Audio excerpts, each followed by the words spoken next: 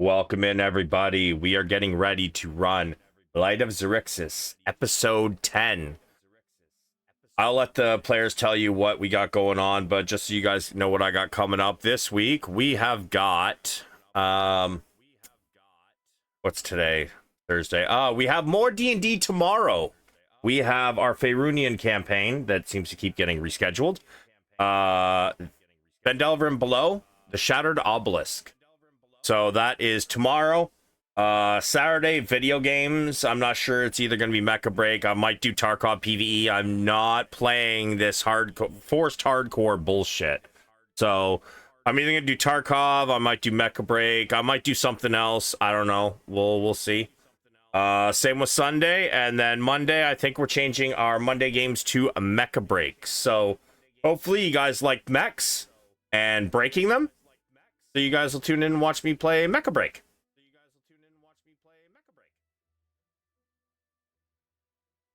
But without further ado, we're going to get a hold of our players here, and they're going to tell you where we're at and what is happening.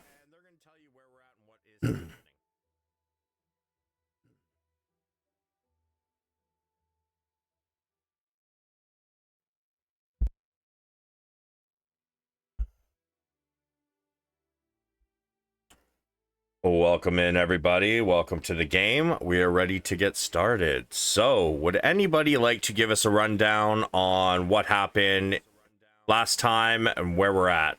What is happening right now in your characters' lives? I can do this one. So everything started out inside the fighting pit and was pretty dire. And right on the edge, our new friend Dex showed up and threw some potions in. The fight ended with us winning, pretty bloodied. And Albus died, I believe. Multiple and times. Yes. Yeah, it got real messy. And after it all, though, we did come out victorious. There was some reviving, and we made our way to a tavern back after that, to kind of re go over the details with Dex and try to find as well, or leave things for Albus's kids. I forget exactly what happened for there, so we might need some more explanation for that. But essentially, there was some conversation as well between the Astral Elves, Asteriel and Dex, for why we were getting help, which was still a little bit mysterious, but has to do with the crystals that killed the planet. And Cal went to visit the prison to get a message from his dad. He got a message there that Cal's brother was in some trouble with the local gangs. So Cal was going to check that out. And then Shuck as well had an encounter with someone at the bar, that person that you met there who recognized you, and you were able to discern that it was actually your daughter. But yeah, I may have missed some little details, but a lot happened. Oh, it sure did. All right. So, as Shuck, your daughter walks away, noticing that she has the, what was it that you handed her, by the way? So it was like a hairpin, but like how a person would put like a chopstick through their hair when they make a bun, like a hairpin like that.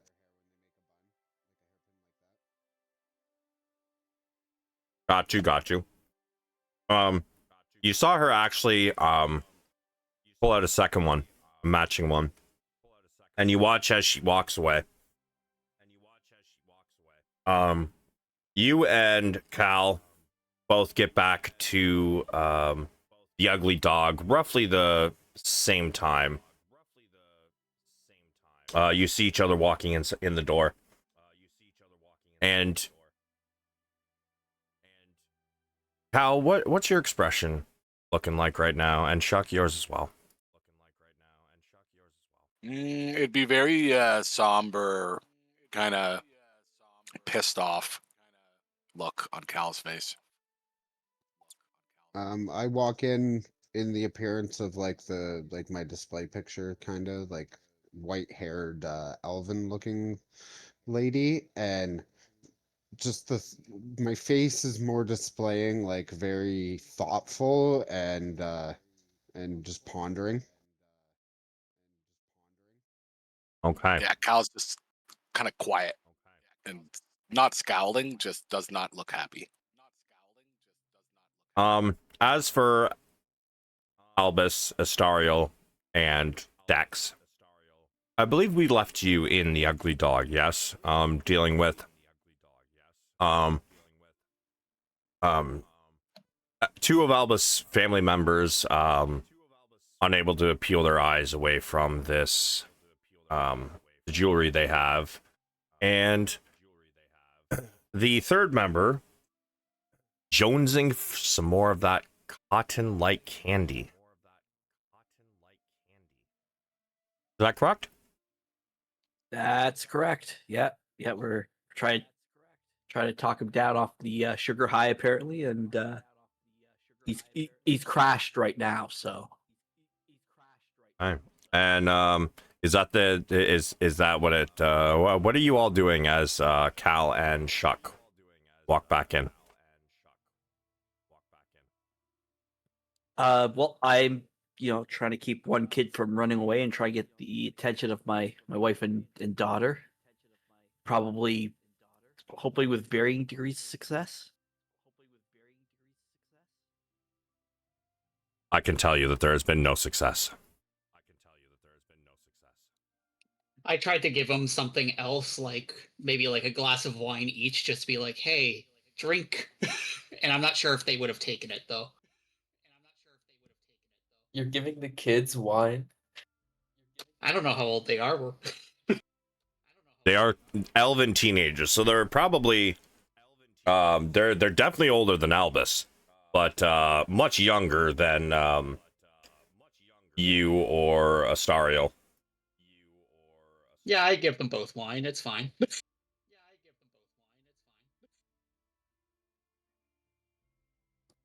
I'm not even trying to fight it at this point. Whatever works. Istaria will probably be panicking a little bit because she's not used to working with children.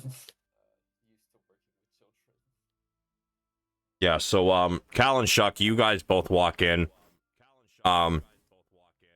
Joralf is kind of in a corner.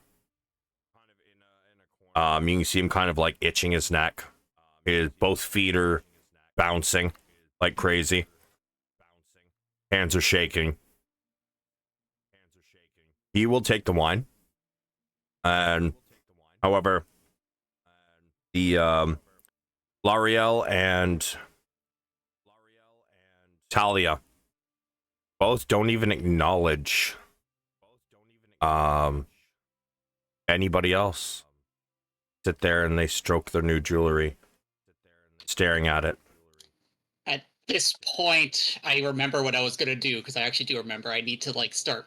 I've never played a wizard before, so I apologize for this. I can do like a ritual cast of identify, right? 1 second. I think you have to have it prepared. Give me a moment. Right. If so, then it needs to wait till tomorrow. It depends on the wizard. Some wizards are ritual casters, so if you have that specific feat, it comes with certain wizards. I don't know which ones. All wizards are ritual casters, but but then some of you them should be able to cast. some of them you still have to have it prepped. I'm just checking. Okay.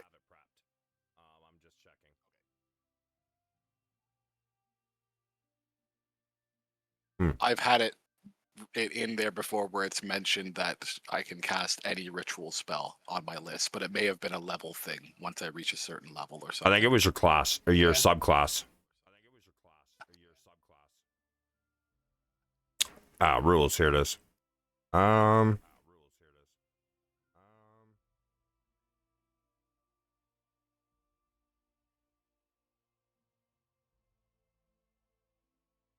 Ritual spell version is 10 minutes longer. Doesn't expend a spell slot. Means it can be cast at a higher level. Have a feature grants ability to do so. Cleric Druid, for example. Also have this. Yeah, the caster must also have the spell prepared. Oh, got it. Okay, I was Or actually sorry. wondering that. Have the spell prepared or on his or her list of spells known, unless the character's ritual feature specifies otherwise, as the wizard's does. So it might be all wizards. Okay, because I do know the spell. I have it. I just need the time. Sure. So, Cal and Shuck, you guys are walking in as the handing of the wine didn't go too well. The Joralf takes it and he downs it. Straight downs it. Doesn't seem to help him. However, the other two are unresponsive towards it. Dex begins to cast a spell. It takes a little while to do. So, it will take you basically 11 minutes to do it. Yeah. So, however, whatever you guys do, I just need to be in the area. Please tell me that was not all the wine. I could sure use a drink, and Cal looks like he could too. Yeah, I'm gonna need at least 3. I Bottles? wave Family. glasses that are untouched and just like wave them to you guys like you guys can have them. Yeah, Cal will come sit down and just ask what's going on and look around the table and just take in all the information that we just had there.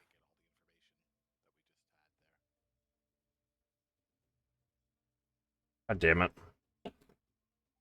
Sorry, one moment. I'd pick up whatever bottle of wine is closest to me and take a couple chugs straight out of the bottle.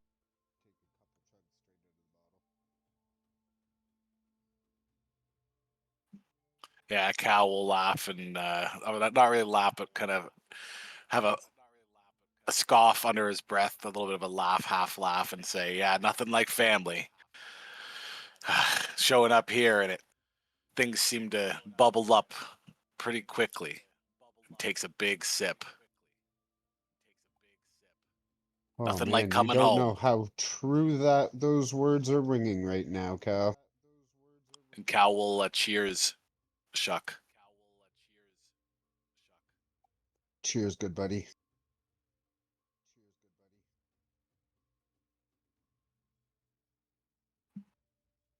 Yeah, he'll clink the glass and chug it down. So he's probably at least a drink deep, working on a second by now.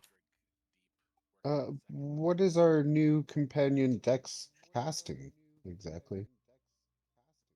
Well, it seems as though when I bought my wife and stepdaughter jewelry, I knew it was enchanted and charmed. I just didn't think it would be this bad. So we're trying to figure out a solution. Like you've cursed them? Purchased, bought them. Yeah, but you said that the item was charmed. Yeah. Well, I mean, it's not completely out of the blue, out of the ordinary for some merchants to, put a little bit of a charm on their merchandise, but to this level, I've never seen anything like this. Yes, so a cursed item. It's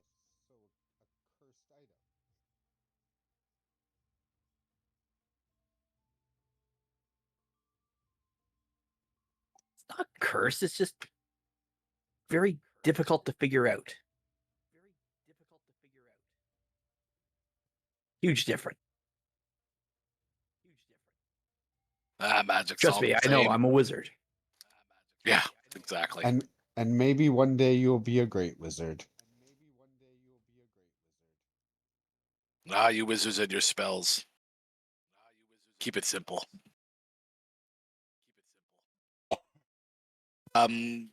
Cal is going to take out his his great sword and just kind of polish it up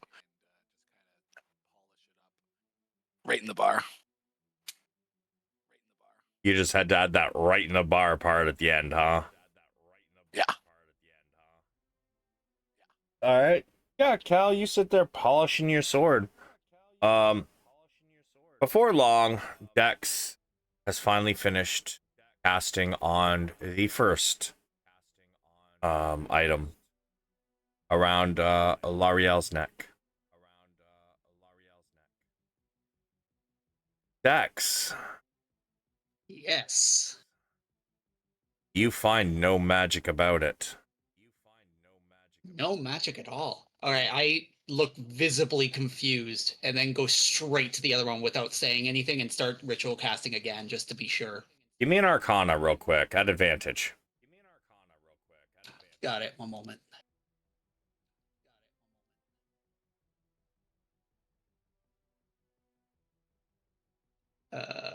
Wait. Was that advantage? Should I hit it one more time? Yeah.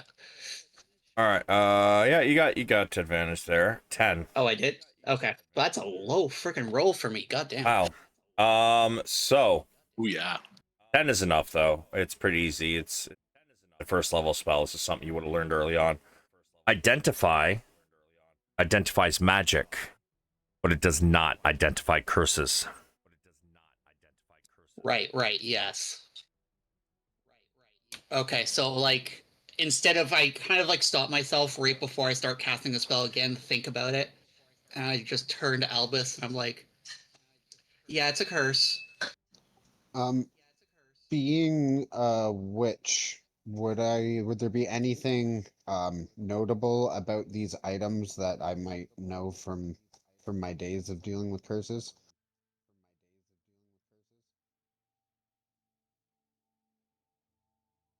I'm gonna say you can give me an Arcana.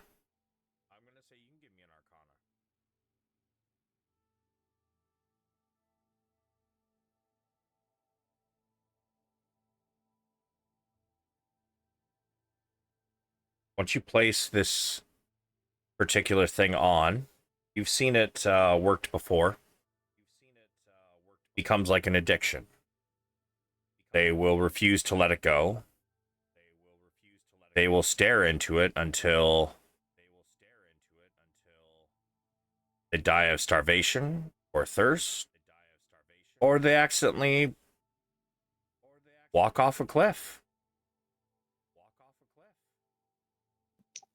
So I would relay that information to them. This curse is particularly nasty. I've seen it mostly used on people you find as too envious or gluttonous. You know, a taste of that person's own medicine, they'll become extremely addicted to it, to the point of giving up their self-care, anything to protect it. The item itself, because it's cursed, would that stop the item from being destroyed? Sorry, say the last part again. Would it stop the item itself from being destroyed because it's a cursed necklace? So would the necklace be able to be like destroyed? It probably could. However, you are aware that to destroy magical items is a feat in and of itself. The more powerful the item, the more difficult to destroy. All right. Well, because I was just like thinking like I have my rusting grasp. Would something like that be able to break it in a way where they wouldn't be able to use it?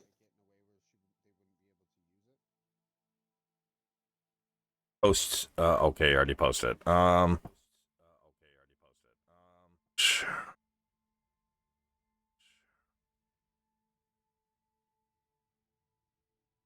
Oh, non-magical metal. But would the metal be magical?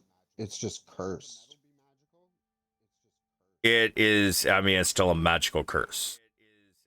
All right, then no, it wouldn't work.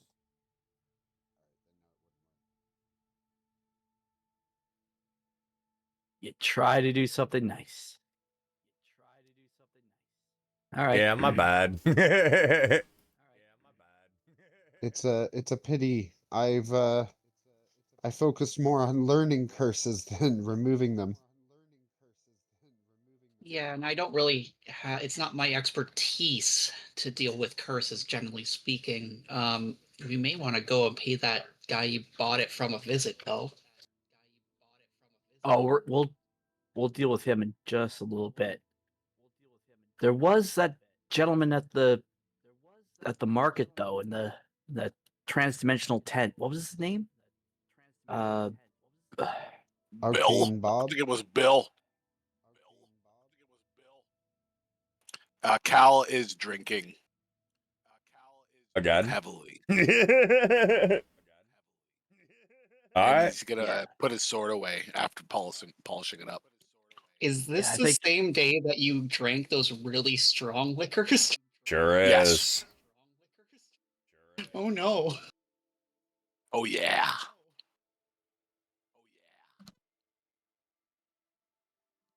You do you, as long as you remember there are consequences.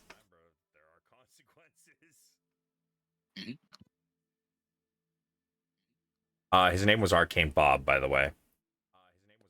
Arcane Bob, right? Because Magic Mike, Arcane Bob, got it. Okay.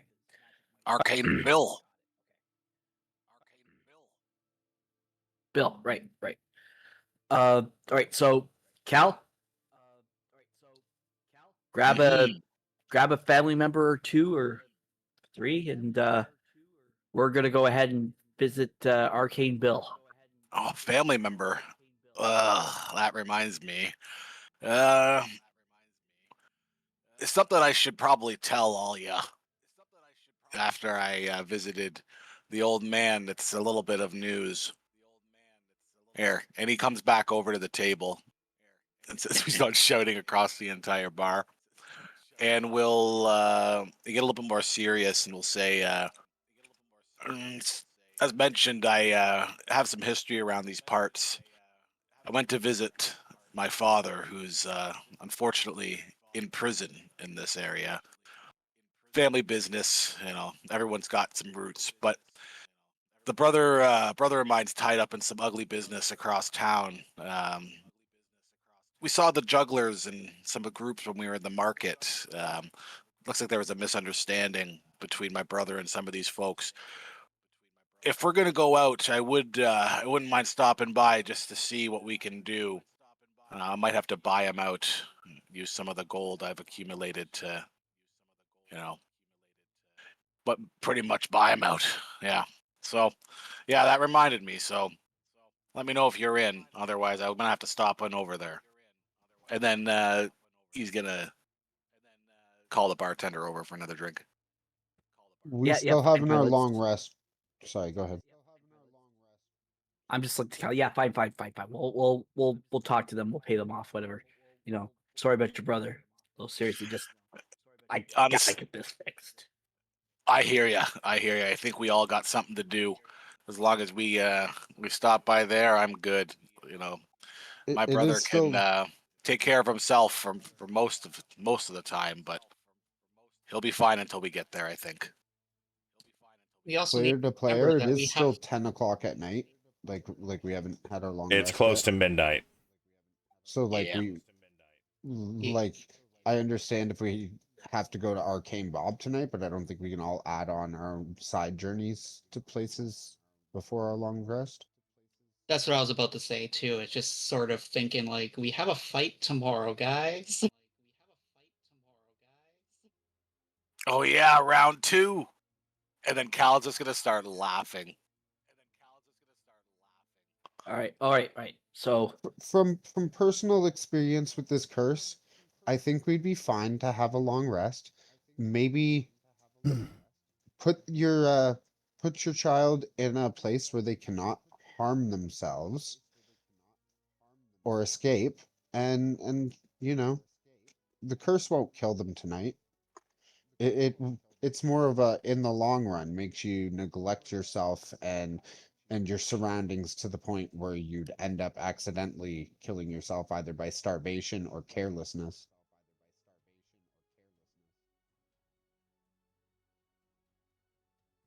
all right, so 2 down, 1 to go, and I look over at Joral.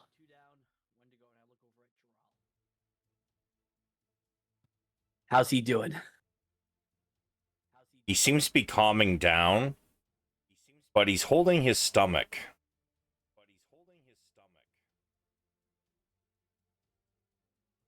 Pearls all over the floor.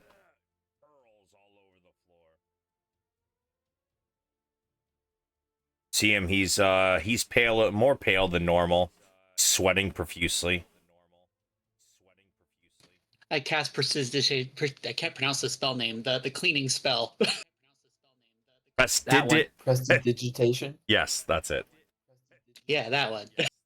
Clean up the vomit.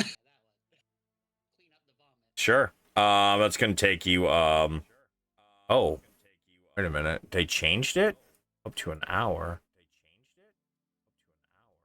Oh, wait, duration?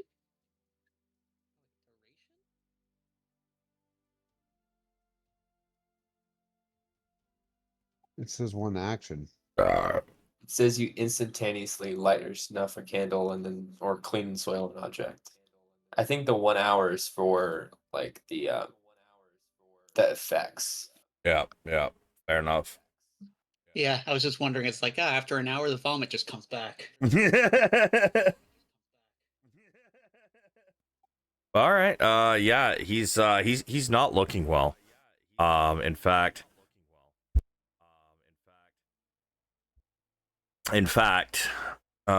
as he kind of stands up and starts to say, I'm going to my room.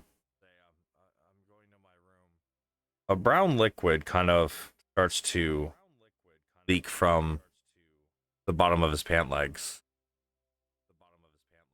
Does Cal notice? Yeah, Drunk. it's This poor pretty kid. obvious. It's the smell it's not good, bro.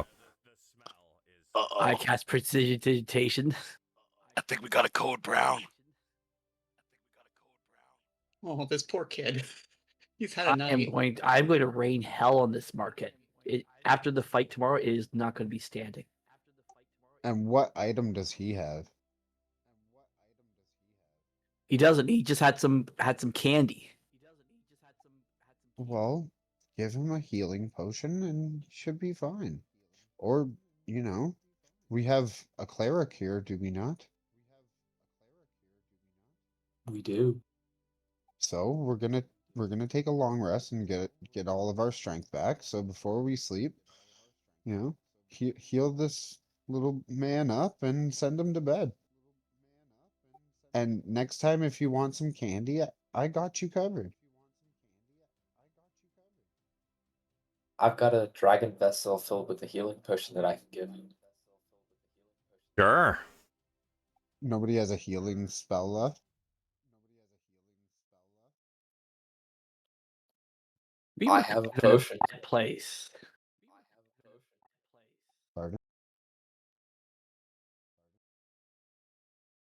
That arena fight left us in a pretty bad place. Like, if anything else had happened,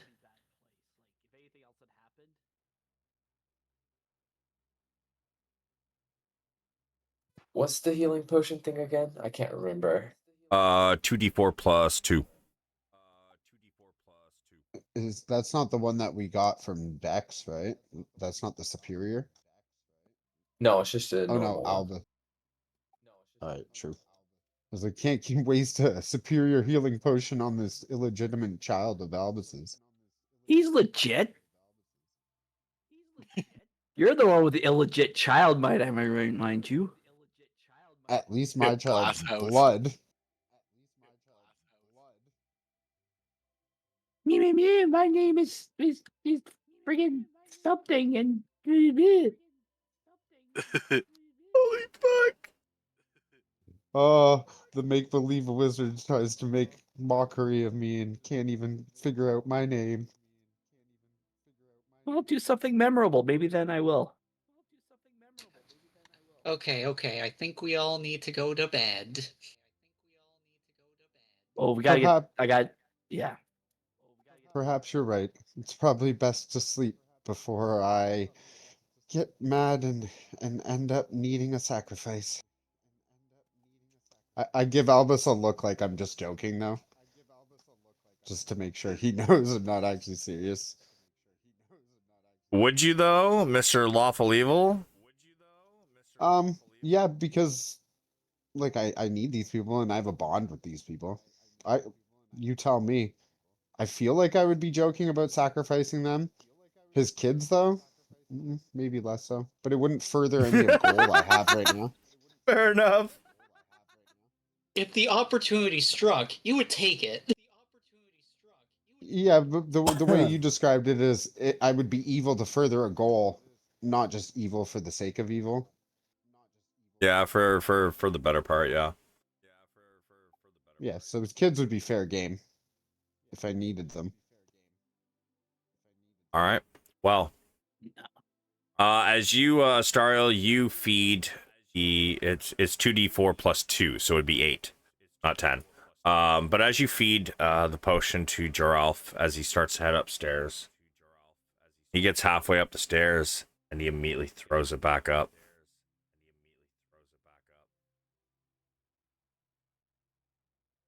I think this kid was poisoned.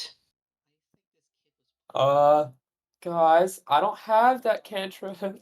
Can one of you help? I got nothing. Yeah. I can clean up, and I just go up there and I cast the cleaning spell again, and yeah. You've all been Thanks. in cities across multiple worlds. It is obvious what is wrong with him. He has a physical addiction.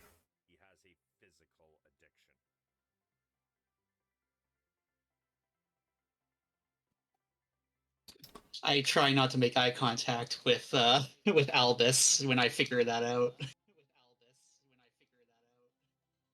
Player to player, did you get the candy from the same place as the necklace? Because it's weird that the necklace is cursed with like an addiction curse, and this kid's addicted to this candy. No, they're two separate stands. I think it. Weird.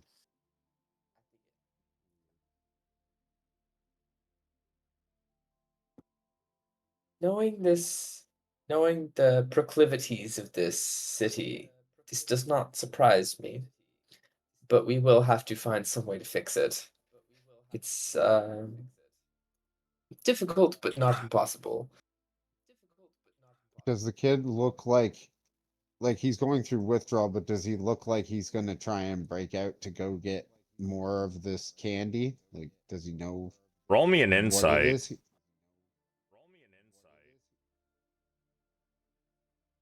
Fuck yeah. He's already tried to escape twice. So I'm gonna make a bunch of candy in my hand and give it to Albus and tell him you and your wife should sleep in shifts, and if he starts joining too much, lie to him. Dole him out pieces of this candy to trick him into staying. Yeah, I don't think my wife's going to be of much help right now. Well, As you look over and see her still sitting on the couch, staring at and stroking her ruby necklace. oh, I thought that was on the other kid. No, the other kid is staring at her ring that she has. The wife is staring at the necklace.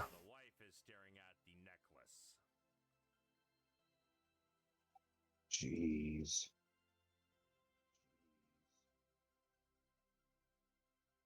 Family trauma. Yeah, I am still going to go on a rampage once we get this all sorted.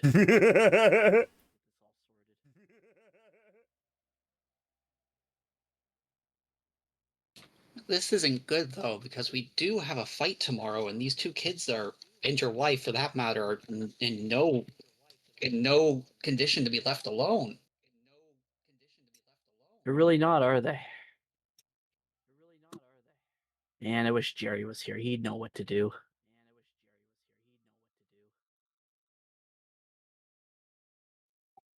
Uh, Uh,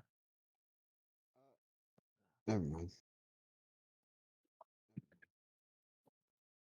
Surely there's someone around in this city. If if such things are as common as one would think, coming out of just a random stand in the market, there surely has to be an organization or a group that helps people deal with this sort of thing. Or a group that causes it, and then you have to pay exorbitant amounts of money just to get it resolved.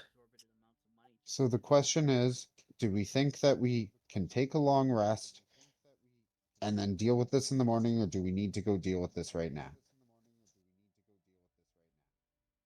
Well, my wife and daughter are in no danger, but I can't leave Giralf like this. I'm gonna pull out a bunch of silk rope, which will be better than the hempen rope. Tie him up.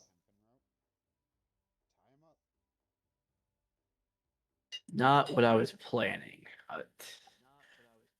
No, I was thinking about going to Arcane Bill. Maybe he has something that could help. Maybe there's a. It's got to be a temple open this time of night. Question: when is the fight tomorrow? Is it like a morning, afternoon, evening? We're gonna call it. We're gonna call it say about 4-ish. Okay, so if it's like 4 p.m., we can definitely take the time and still get our long rest in to take Giralf to somewhere safe. Surprise, it's 4 a.m. Y'all fucked. In which case, we're not getting a long rest regardless. No, I'm savage. I ain't that fucking savage.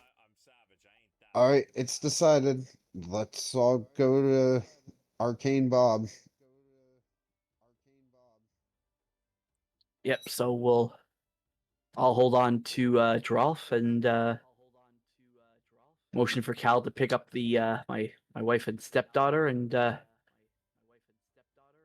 we're gonna start seeing if we can make it to Arcane Bills.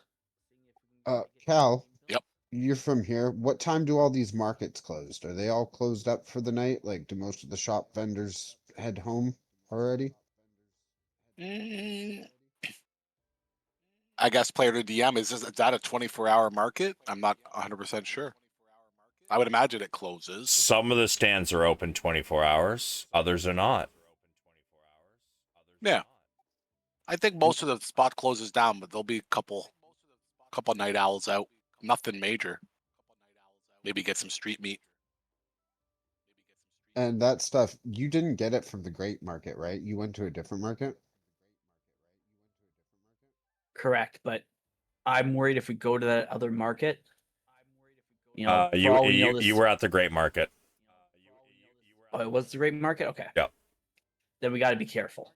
So, and that's where Arcane Bob's tent thing is, right? Arcane Bill, yeah. Bob's is. Yes, I think. Wait, did I not mark it? It's I thought I it's the marked it. white square, isn't it? No, white is Cillian's It's the blue Apothecary. one. I'm not finding the blue though. Oh wow, it's so tiny. Okay, let me just. A little bit larger. I don't actually see. So, I say on the way to Arcane Bob's, we try and stop by the stand that you were at.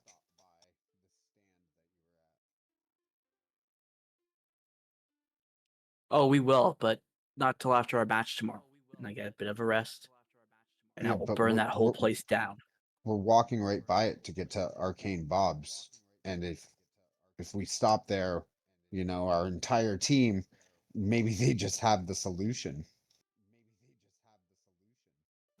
And then, Arcane Bob's gonna charge us probably a fortune.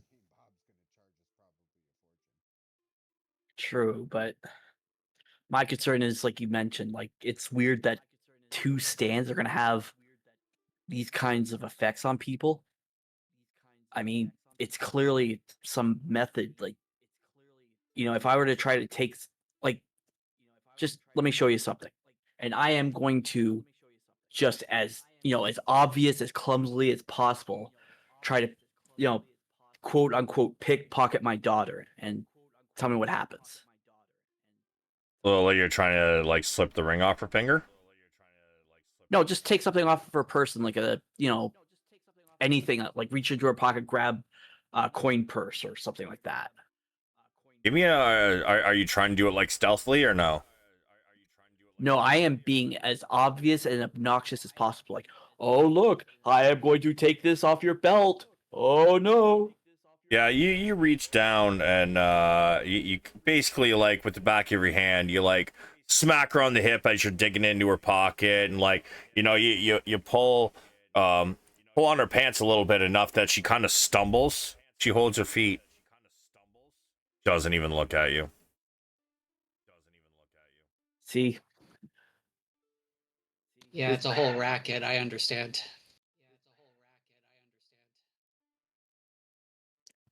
and I mean, I'm looking at it at this point of way. Like, I'm sure Arcane Bill is going to be quite expensive to help us get this resolved if he can even do that for us. But the fact of the matter is, he's not based in the city, being in that interdimensional place. He may be the only one we could trust out of that whole market. Fair enough. Does someone in our team have free hands? If anybody would be able to guide me to walk, I was considering sending my homunculus to fly ahead and looking through its eyes to scope out those stands and see if Arcane Bob's tent is even still open. Yeah, I can pack and carry you. Well, thank you. You don't need to necessarily carry me. Just guide Oh, I'm me gonna 'cause I'll carry be you. blind.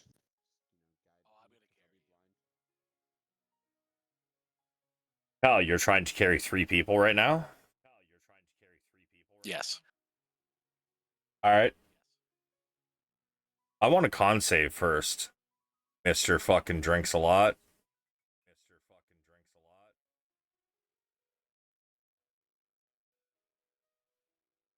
Okay.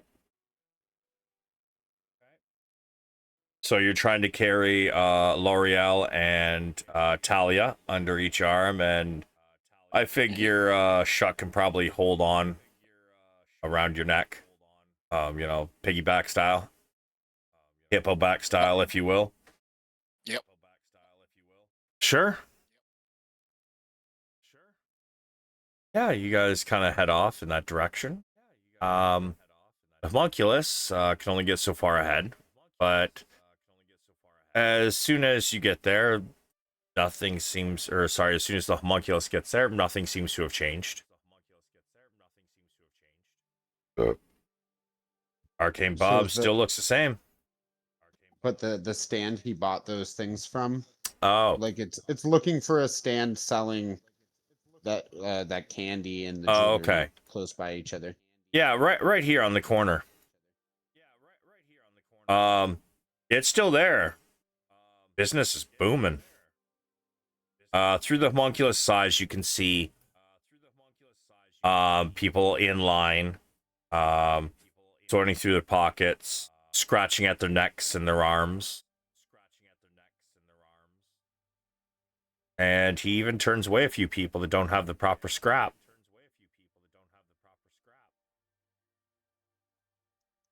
I'm gonna be telling everybody around us what's going on there as I'm seeing it there, and my homunculus has a telepathic bond where it can convey what it senses to me. Does that mean I would be able to hear as well? Because Uh, my find familiar lets me see through its eyes, but then the homunculus itself, the form, lets me non-magically convey what it senses to its master, magically convey what it senses to its master, and communicate telepathically. you wouldn't be able to hear, but the creature can basically telepathically tell you what's happening, and you can see it. Just you don't get the audio. I'll tell it to just keep watch there, and then I'll let my sight come back and walk and talk with my team. Sure. I mean, honestly, like you guys are only like 30 seconds from being there by the time the homunculus is in range and conveys all this to you. So you guys kind of like coming up around the corner.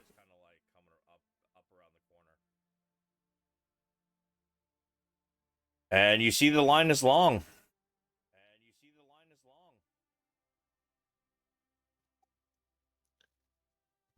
So it's your call, Albus. You want to go to Arcade and Bob and spend the scratch, or do you want to try and shake these guys down first? No, they're not going to have a cure. If there was a cure, they'd probably kill whoever it is that had it. I think Arcane Bills is the way to go. Agreed. That Arcane Bill fellow seemed to have a lot of tricks up his sleeve.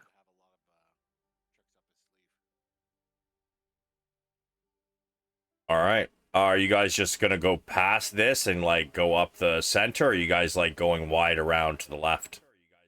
This direction. I'm going to say wide around to the left just because I'm worried that Drolf is going to want to wait in line. Oh, dude, he's already trying to get away. But between Isfahan and you guys are able to hold him back.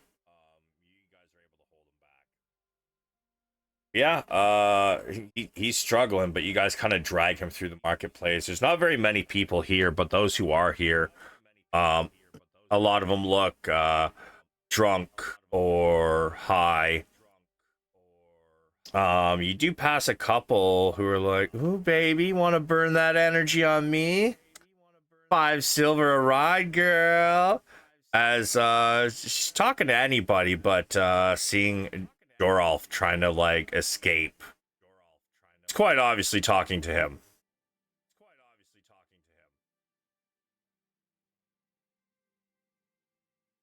He pays I her will use absolutely pres- no mind.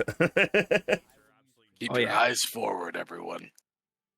Oh, no, I will give them a quick look and using prestidigitation kind of give myself a little bit of a booming voice and say, "Not today." Okay, daddy, you don't gotta be rude about it. But yeah, you guys continue on your way and you get up to Arcane Bob's. The tent is still there. Sign. Shoddy sign out front. Arcane Bob's. Magical Emporium of Wonders. All right. Let's get him in there. Hopefully he can help. Yeah, the two of you, you and Joralf kind of like step in and you're not really transported anywhere. You kind of turn around and think, yeah, I don't think he's, and as before you get to the word open, you suddenly appear in his shop. I know I put a map for his shop here. Where did it go? Oh, I bet I know. Nope. Where's my Arcane Bob map?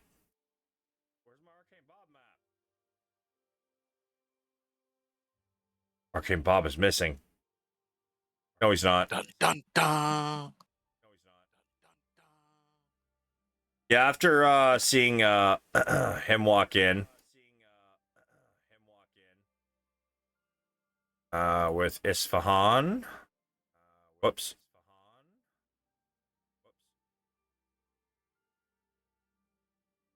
And Doralf.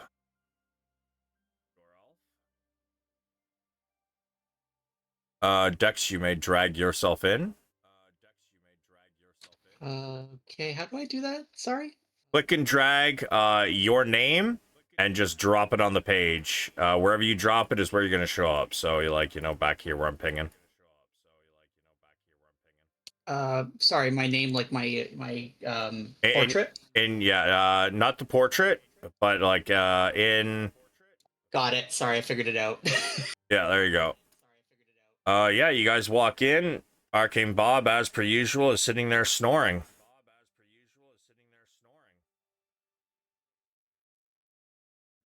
All right, I'm not even going to be subtle about this. I'll be like, "Up and at 'em, big guy. Time to be a hero." Continues to snore.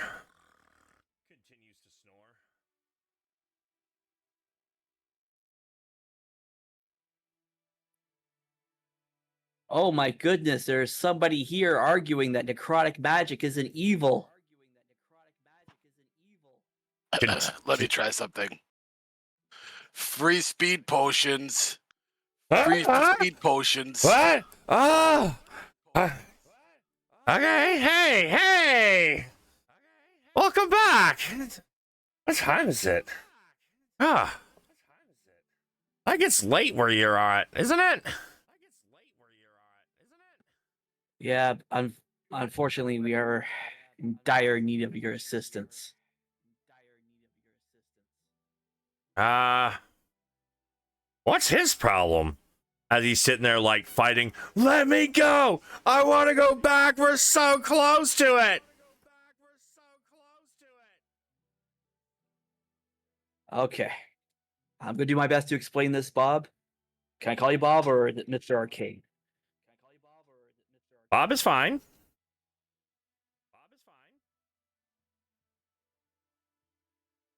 Okay. So what we have here is a young, my stepson, Geralf. He ingested some candy. Now he's addicted to some substance. I'm hoping you have something that can help him through the detox period. And then I'll kind of use my head to gesture to my wife and stepdaughter and be like, and these two, well, they have some cursed jewelry that they can't take their eyes off of. Ah, yep. Rock a brawl. Merchants will get you every time, you know. Yeah, I'm starting to figure that out. Well, look. As for him, it was a kind of like a candy. If you were to kind of comes in like on like attached to a cone, and if you like squeeze a candy, it smushes up real small, right? Very, very cotton-like, yes. Wow. Yes, your boy there. If the vendor told him that it's not for astral elves, by chance.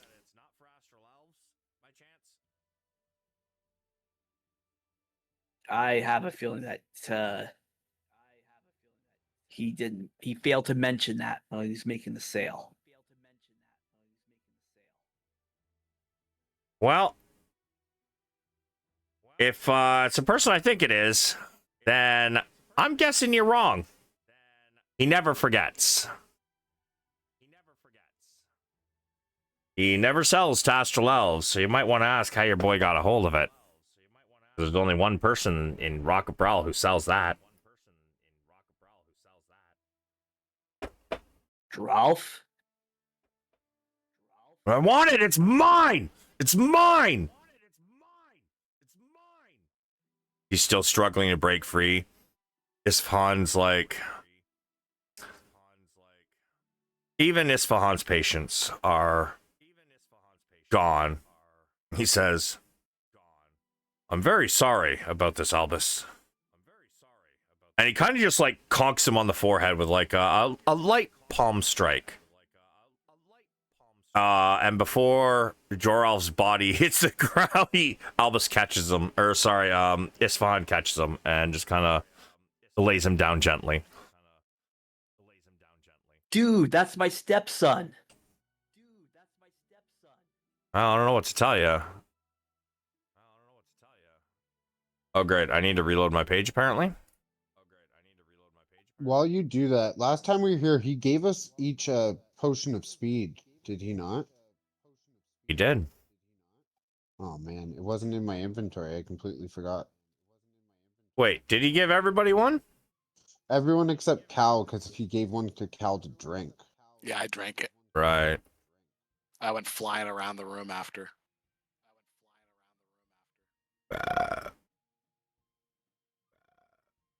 Man. Well, I didn't. That Nope. would have been useful. Yeah, I was about to say that probably would have been useful, huh? Only it's almost like the DM had a fucking plan. I swear I put Almost. it in my inventory, but like it's not there.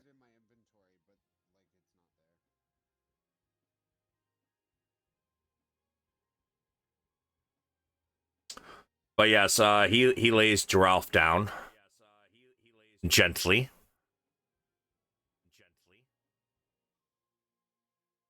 He says, maybe your stepson. But he was wearing on my last nerve. And besides, if it is an addiction, might be easier if he sleeps some of it off. More time they sleep during withdrawals, quicker they will, well, not quicker, but the less they'll feel it. Arcane Bob nods. So what he sold you, or rather, your boy stole, one or the other. Well, that there was concentrated potion of speed. Basically, they take the psychoactive ingredients of about 10 potions and they spin it into a candy-like substance. The only man that I know sells it does not sell it to astral elves, and he's definitely does not sell it to children.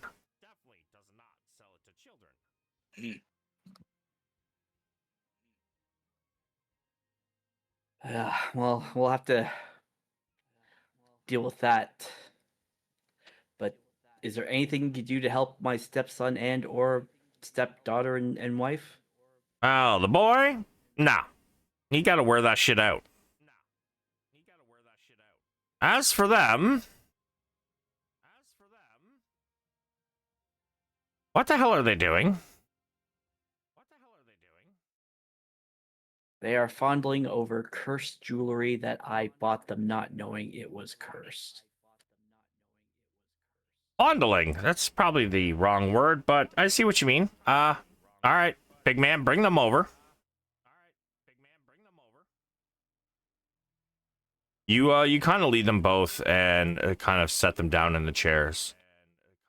They don't fight, not a thing. Just continue to stare at the jewelry. Huh. Well, isn't that interesting? Where'd you get these? As he kind of like looks at it. Both the ring and the necklace.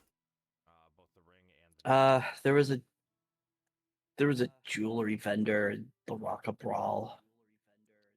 A woman was making the jewelry there. I figured it was just a cheap charm potion, or incantation. Wears that off after a few hours after buying it. But it's far more serious than I imagined. Oh yes, I've seen this before, although never on Rock of Brawl. There is a jeweler. He tends to sell his wares or rather his trade to certain nefarious groups, let's say. His name is unknown to me, at least, but tends to show up somewhere.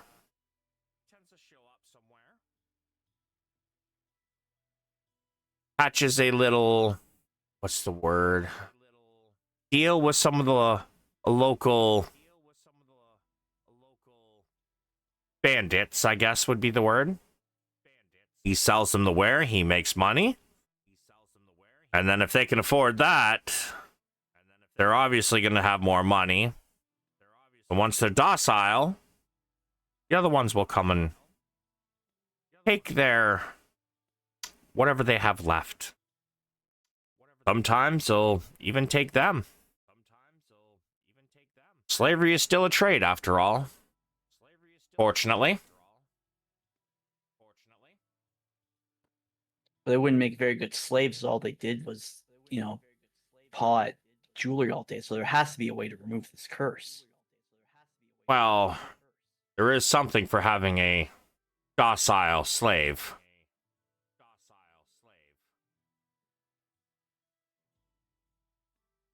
And he kind of, he grimaces and shakes the thought out of his head. Pretty obvious what he meant. But Yeah, I can do it. Tell you what. I'll even do it for free. However, I need everything you know of this man.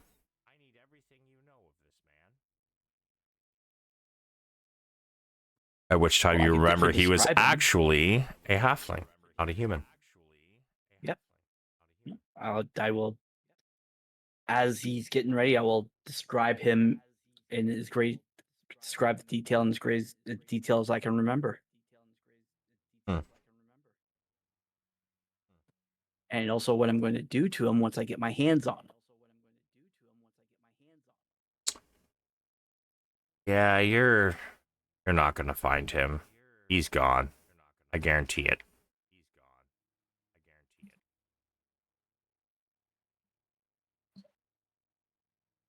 They tend to make their sale and then get out of Dodge. Be a problem if they had, 10 people's families showing up complaining, right? But he walks around the table to Talia first. And he reaches towards the ring on her hand. She immediately looks away from it. Her eyes, having barely blinked in hours, beat red, and they grow wide with rage. She is about to leap. However, he immediately puts a hand up and she just stops midair. She's trying to claw at him and kick, bite, scratch, anything she can. But none of her attacks seem to get through. She does latch onto his arm, but from your point of view, Cal, you can see that although she's biting his arm, it doesn't seem to actually be indenting into his flesh. Pretty obvious a shield spell. He then finishes the casting of Remove Curse. And suddenly she kind of snaps out of it, and he quickly pulls the ring off her finger and throws it on the desk. She seems bewildered. The anger subsided into confusion and pain now that she can feel how dry her eyes are. She tries to blink, and tears just stream with her body trying to wet her eyes once again.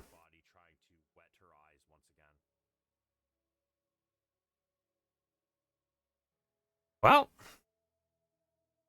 that wasn't so hard. She probably needs some fluids. You should get her some fluids. Heads over to Alariel.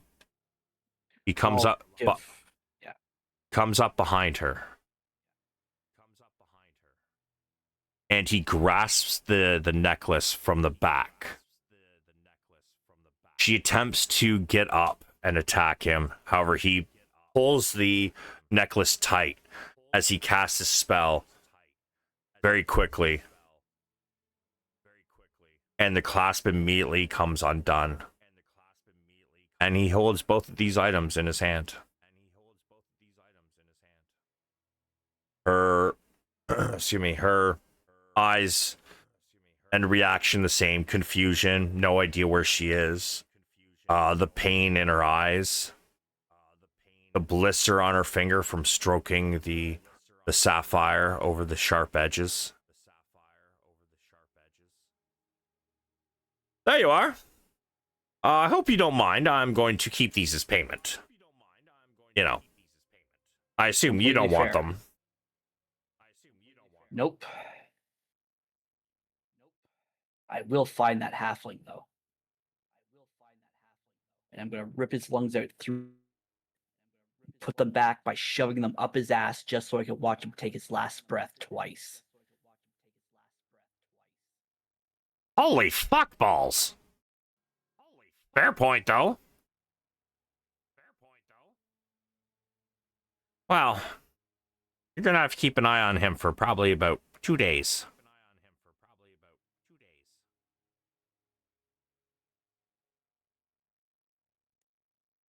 All right.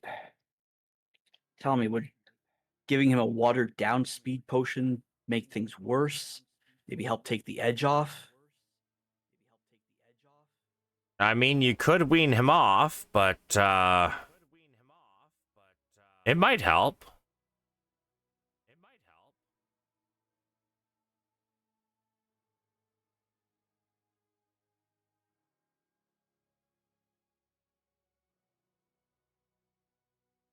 Take that into consideration. Thank you. Thank you for all your help today. I appreciate it. Indeed, indeed.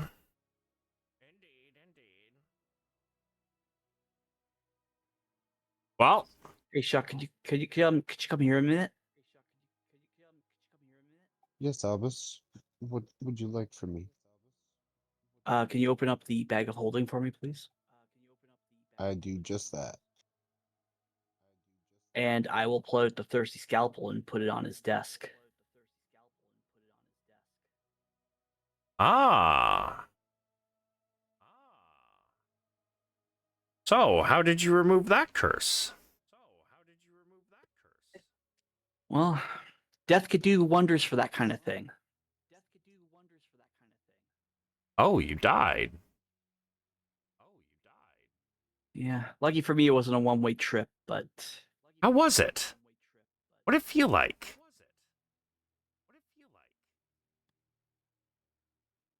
everything and nothing. It was, relief, joy, sadness, pain, pleasure. It was like, for at least a brief moment, I lived my entire life in a second, and then just emptiness. And there was a fiery hellscape,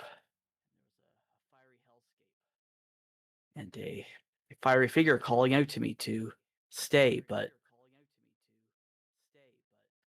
yeah, I did not, as you can see, and I think it was the right choice. Hmm. Interesting. All right, well. He begins to yawn. Well, if that's all, probably take care of them for the night. Kind of puts his hand on his chin, and I'm sure I'll see you again soon. As his eyes slowly start to.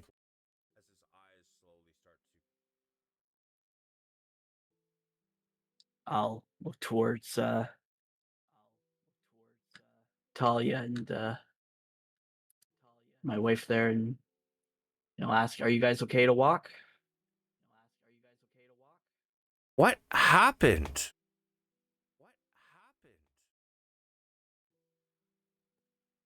Well, you remember the jewelry we bought you? Yeah? Well, it was cursed, and I didn't see it. Thought it just had a small charm effect on people who looked at it. Same here, but alas, that was not the case. She looks over as she stands up, her and Talia.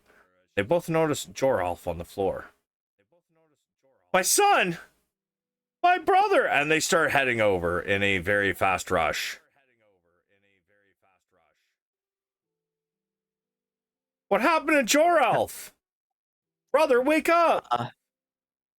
He's sleeping it off. Talia, where did you and Giraffe get that cotton candy from? I didn't have any. Do you know where Giraffe got it from? No, the last thing I remember is getting the ring and putting it on. Let me see. Well, let's just say we will not be visiting that market anytime soon. Well, we'll have to walk through it to get back to the inn, but we're not shopping there anymore because, yeah, he's not gonna be feeling so good for the next couple of days. We're gonna have to keep an eye on. Okay.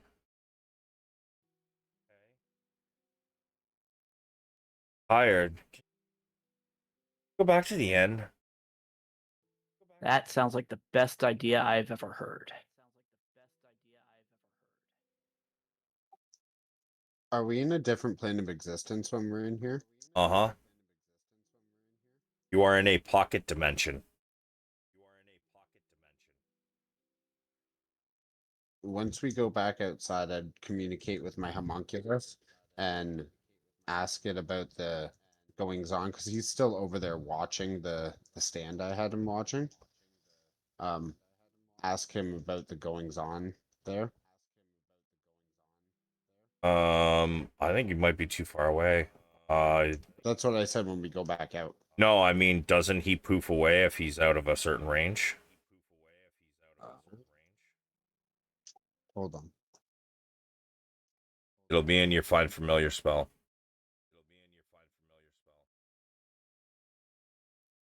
I'll look it up. You can just continue on while I look it up.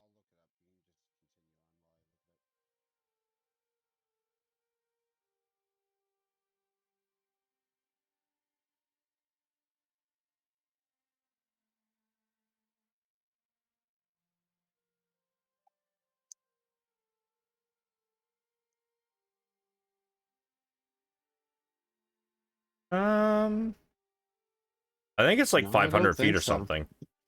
I don't think it has to be within range. I just can't see. I can't see through its like it can't communicate with me past 100 feet.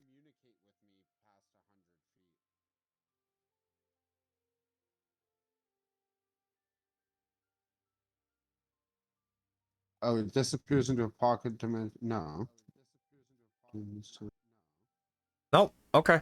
It's still there. So you guys are skipping the cotton candy cotton candy stand? Most I would like definitely. to. So what stand is my I'm homunculus totally skipping watching? it.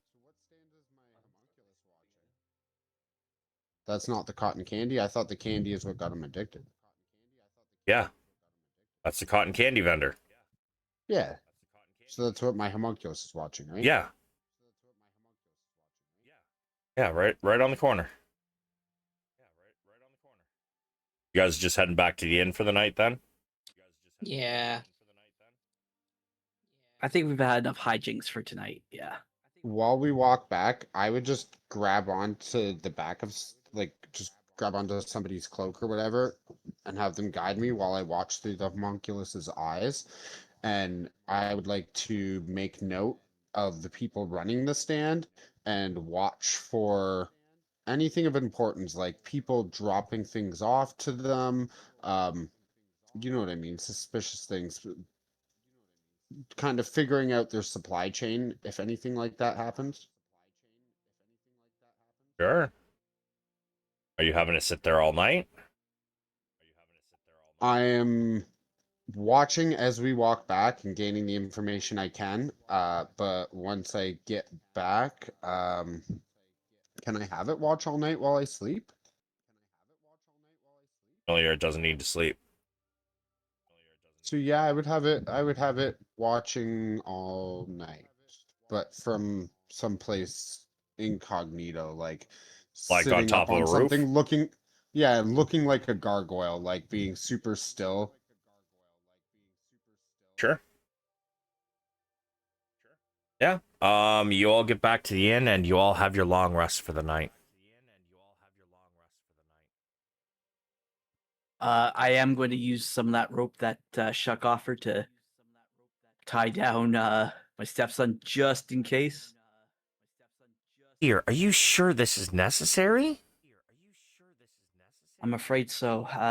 If he gets back to that stand and gets more of that candy, it long-term effects could hurt him, dear. We have to do what's best for him.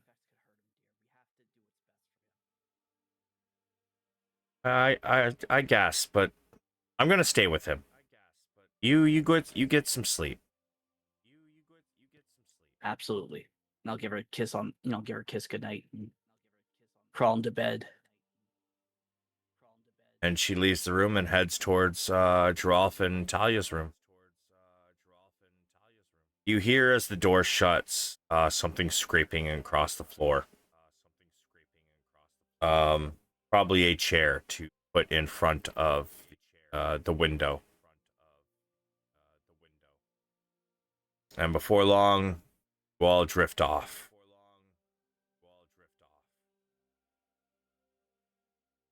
Before you know it, you guys can hear the dry dock banging away near southwest, awaking you all after 6 hours.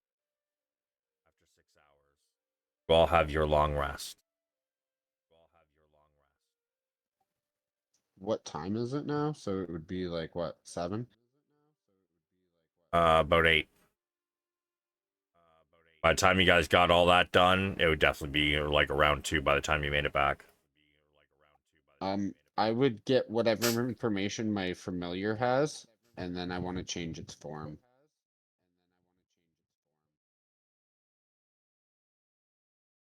Yeah, about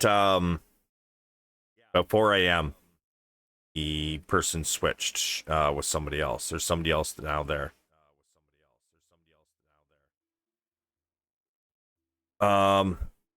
It seems that the supply is brought by whoever replaces the vendor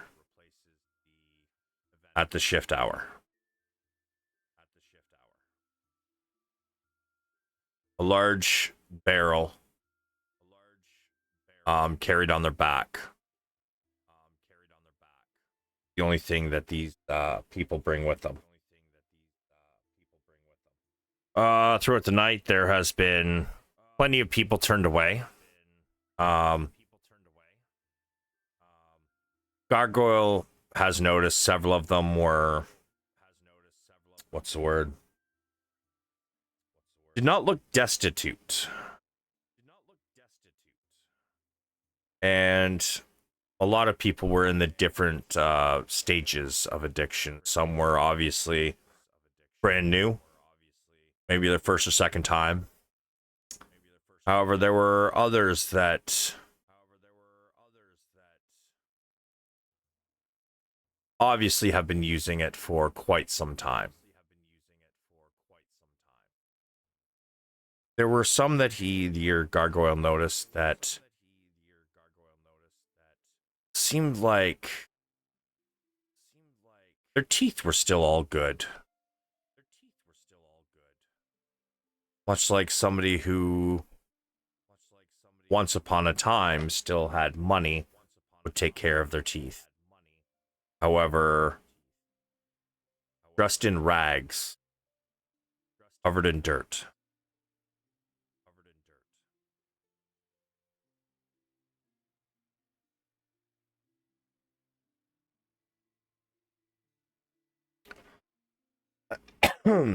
Very few astral elves were there.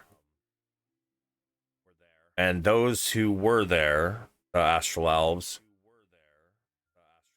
if they were turned away, they became violent. And 3 very large Brytrine?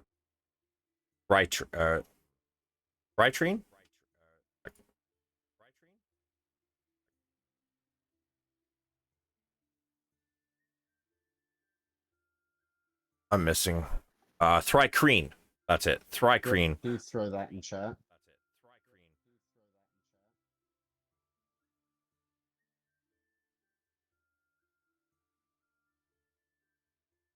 They're the ones that look almost like praying mantises.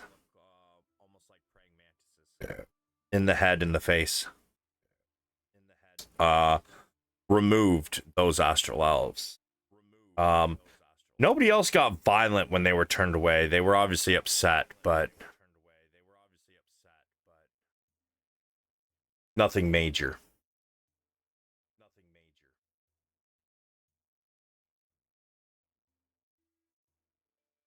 But for those of you who need to prepare your spells for the day, please keep in mind you do have an arena match later, so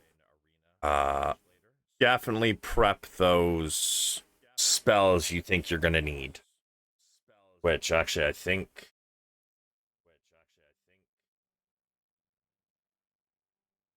Dex is probably the only one that actually has to no, Warlock has to prep spells too. No, Well- Warlock's prep spells. I don't think. Do I get to choose my spells? Do I get to change my spells? When you level up, I believe. Yeah, warlocks don't prep their spells.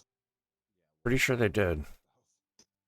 No, because they just regain spell slots on short rests.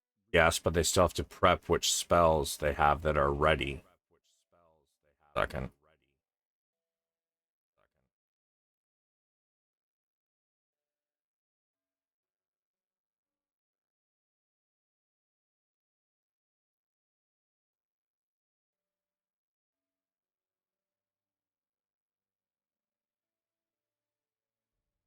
Because I know I am clerics incorrect. do, wizards do. Yeah, And druids too, I believe. but you think you're a wizard, right? So you'd be sitting there prepping your spells. You really don't need to. Oh, Yes, regardless. Yeah. Yeah, it's kind of like, the guy that's like, walks into a huge walk-in closet. What am I going to wear today? But it's all the same outfit. All right.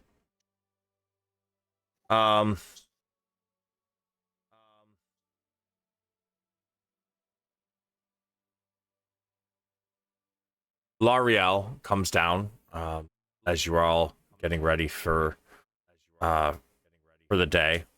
Albus, you run into her in the hall. Says, he's still not well. I think if it's okay with you, we're gonna have to skip your championship today. I'm gonna keep him here. Absolutely. In fact, if we keep both children inside, that would probably be best. Definitely better than where we were, but we still need to get you and the children somewhere safer.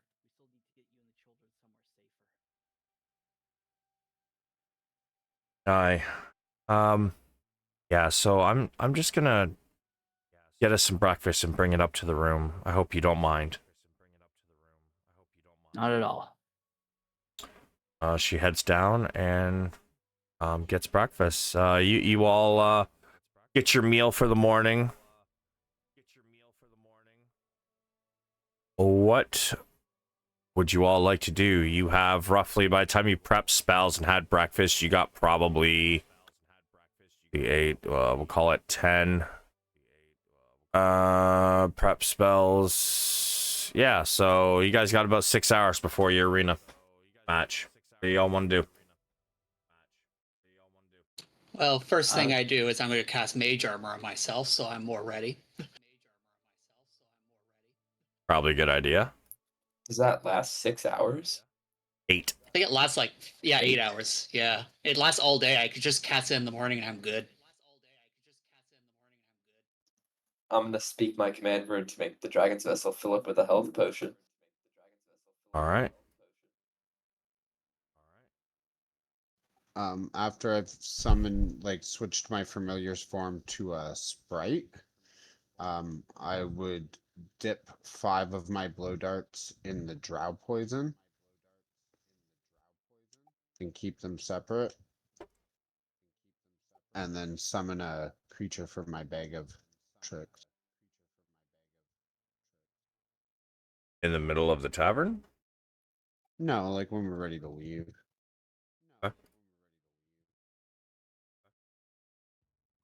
All right. So that covers 20 minutes or so. Second, how poisons work. I don't think you can do your darts right now. I'm pretty sure that they it dissipates. Like you gotta do it like shortly before you use.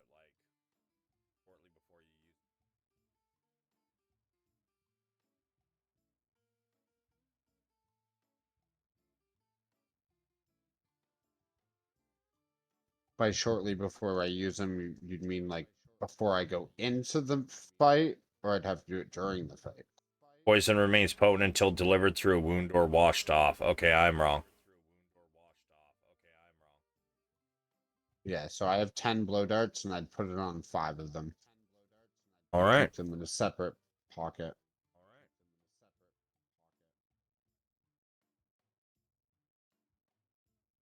All right. Well, so anybody else want to do something before you leave? No, I'll just spend time with the family and make sure they're okay before I go. All right. So as you guys finish up breakfast, Chuck is sitting there eating as she's dipping these small blow darts in this small vial. See her put them away in a Don't separate mix the pouch. vial.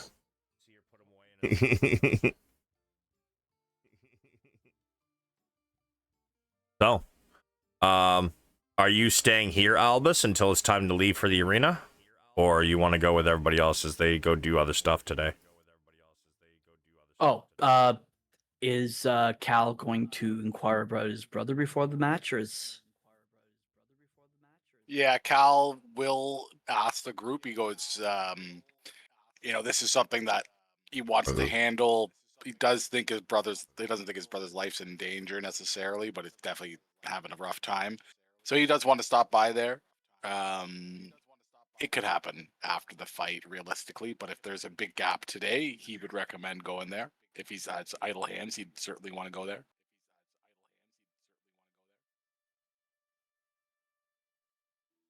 And did he tell you where to find your brother?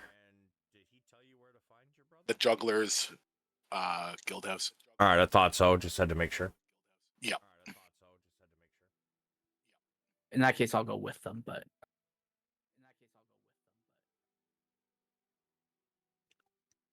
Once we get outside, I would tell my familiar to become invisible and go back to that stand and watch that stand for more information until I recall it. Or if I don't recall it, to meet me for the fight. Okay.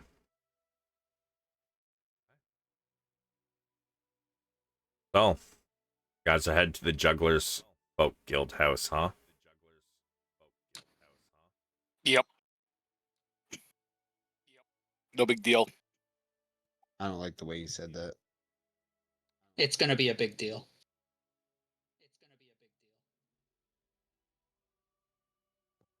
It'll be fine.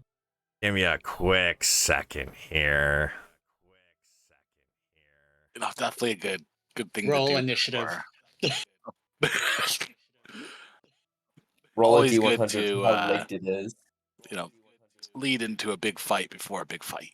Yeah, it's like a warm up.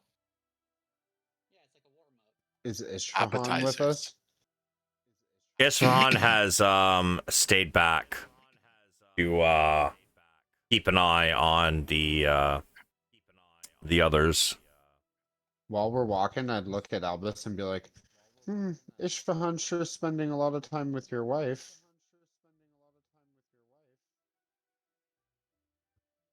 watch your mouth. I'm not implying anything. I'm just stating what's happening.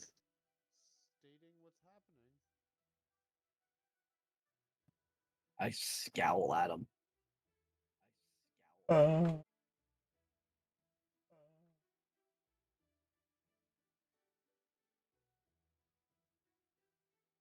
I'm on your side, Albus. If he does get a little too fresh, well, things can be done about that. And I crack a big smile.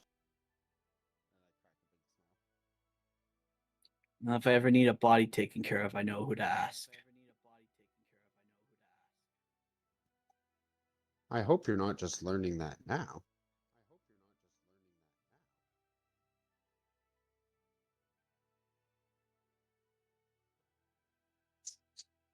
Yeah, you doing okay there, Shucky? Or you seem a little different. I do feel a little strange since using that deck, but it's hard to put my finger exactly on why.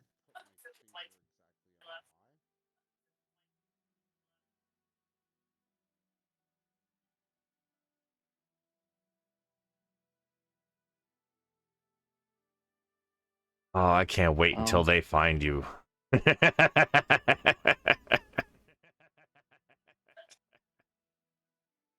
Hmm. All right, so just glance over that. You guys end up to the east of the Great Market. You see a sign that says Juggler's Folk this way. You guys follow it, and eventually you come to a like a fat L shaped building. The sign over top has 3 balls, and behind the balls is what seems to be like a clown face. Those clowns with their 3 balls took a fat L. You're not a bard anymore. I was player to player.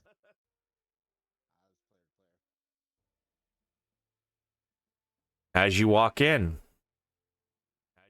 you see a front foyer. It seems there is a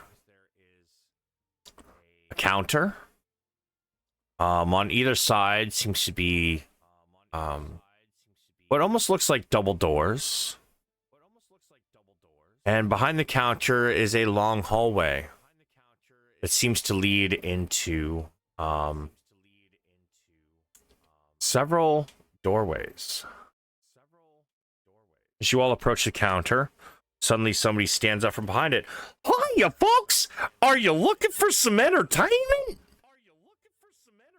A man jumps out from behind the counter, out of seemingly nowhere, face painted up, a big red circular nose, crazy hair, and a very far too tall top hat. Are you looking to kind of entertainment you looking for? We got the lewd comedies. All of a sudden, some woman comes walking out, shaking her titties, and then pretends to faint. And somebody else mysteriously just shows up, catches her, and drags her back into another room.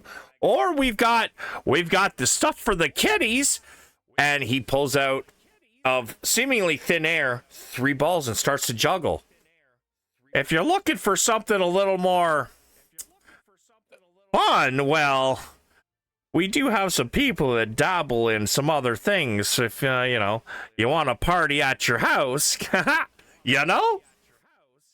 Cal will raise his big hand up and say, "No other business today. I'm hoping to find someone here." And Cal's gonna take a gold piece, put it on the table, and say, "I'm looking to find someone. I'm looking to speak with Boris." He's just gonna cut the shit, and he's gonna say a rate for it. The smile stays until he catches all 3 balls out of the air. He puts them into a side pocket. He looks at you, and his face goes stone cold. No smile, nearly no emotion at all. Follow me. His voice suddenly goes very deep. He steps out from around the counter and heads down the hallway. Cal will gesture to the group and say, "Follow my lead. I'm hoping we can get in and out here." and we'll. Only one of you. I'm guessing you're his brother. The rest can wait here. Cal will shrug at the group then and head in. Cal, as you walk past the doorway into the hallway, you hear several feet falling behind you. As you turn around to look, you see 8 people step out, including the big-titted woman and the man who dragged her away, and several others. They all have weapons at their hip, and their hands are on them, but they are not drawn. As the clown in front of you notices you stopping and looking back, don't worry. They don't cause problems. There will be no problems.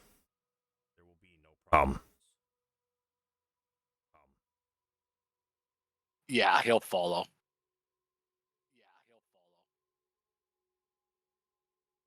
He leads you all the way past a set of double doors.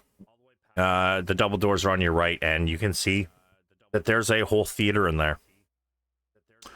The seats, the benches are seeming to have been cleaned recently. The entire area smells of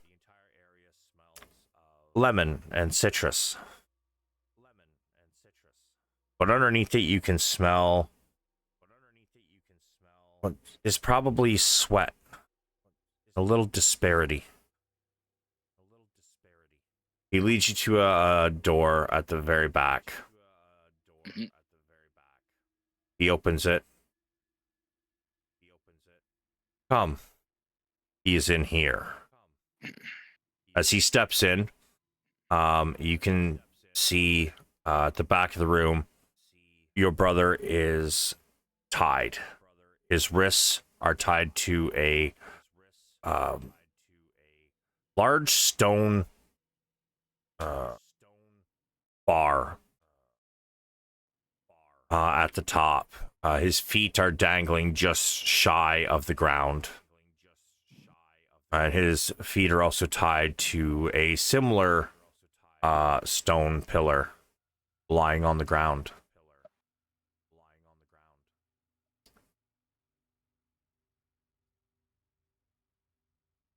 Boris, I believe you have company. But it's okay. He and I will talk. He motions you towards a very large chair. 2 others enter the room. Both gifts. One heavily scarred, missing an eye. The other one looking, the word I'm looking for, rather regal. Ah. Right. So you're the brother, eh? Says the more regal one. The scarred one standing there with a very large maul, which he's leaning on. Head on the head of the maul is on the ground.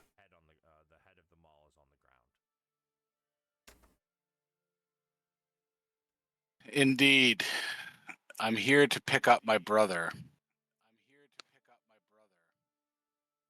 Pick him up, so he's already told you the job he was supposed to complete, and you completed it then, right? And what if I did? Do not play coy. If you had completed it, we would know about it. Then why did you even ask? I'm here to pick him up. Yeah, that's not happening. You can have him. Cal will look over to his brother and say under his breath, "What the hell did you get yourself into?" Your brother is badly beaten. He looks, though his eyes are open, he looks like he's barely conscious of what's going on around him. We will release Cal him will- once the job is done. So, it is up to See. you. We can fight this out now. Or we can make a deal. It's your choice. But I promise you, the latter is the better option for everybody. Cal will take like a quarter second to kind of just size everyone up in the room, like at least around the area, and wait probably at most 2 or 3 seconds before responding back. I'm gonna need some more details. I'm not here to fight.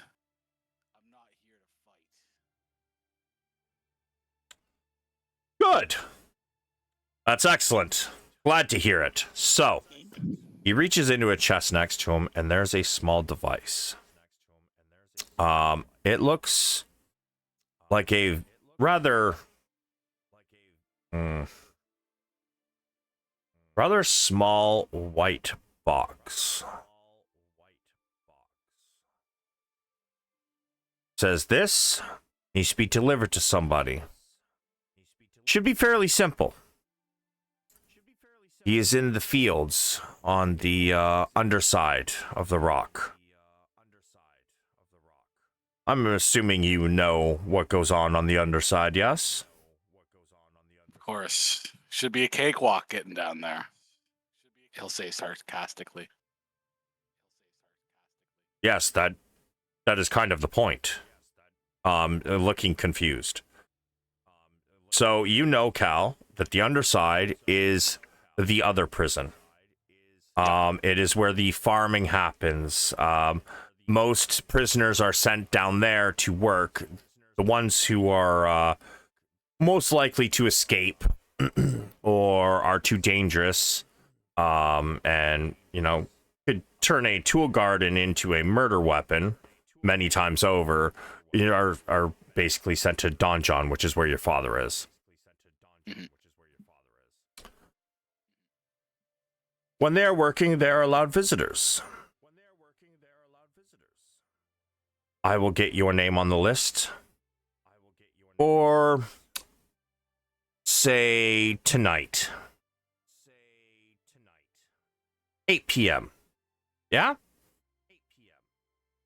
I do have some business.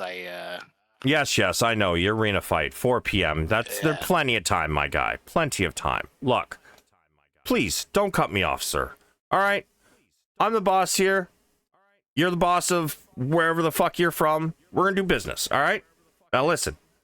This device, you are going to hand it to him. You're going to open the lid, and you're going to step back. His chains will fall to the ground. He will disappear. And then it's up to you to find your way out.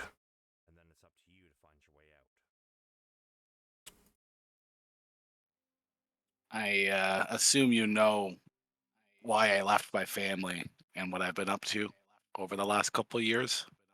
Nope, don't care. Couldn't give a shit. You're going to do this or your brother's dead. I mean, it's just how it works. Business is business. Cal will again just kind of look over to his brother and then look back to the GIF and say, well, boss man, I guess this is the plan. I'll do what you ask. After this is complete, how do I know my brother's life will be safe? You come back and get him. What do you mean? Just making sure that this is the location. Things might get hairy. If anything were to happen to myself, I trust the deal is still to be honored. Of course. What kind of businessman would I be? To be fair, I don't know what type of businessman you are. What did you say your name was?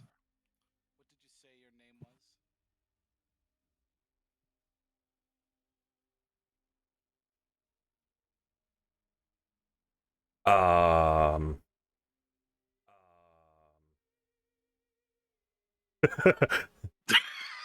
I know what I'm getting you Lickma. for your birthday. Didn't I get you a big book of like? Didn't I already buy you a big book of character names? Yeah, and it's a book of NPCs, but I didn't realize that there was no actual name for the person who runs the place. So we're gonna go with I Lickma. like that. Lickma Juggles. Well, Mr. Litma, I'll be I'll be back as soon as I can. I'll carry this out. I'll move through tonight, and I'll be back. Oh, And I well, trust this is the end of this all. yes. The last thing though, the device. After he disappears, I need it back. So Of course you do. you can bring it to me when you pick up your brother. I'll do my best.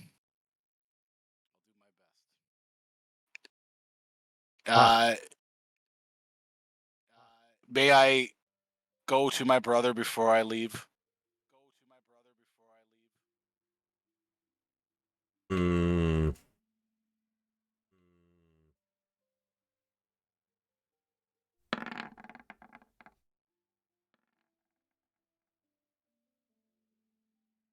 Yes, but do anything strange and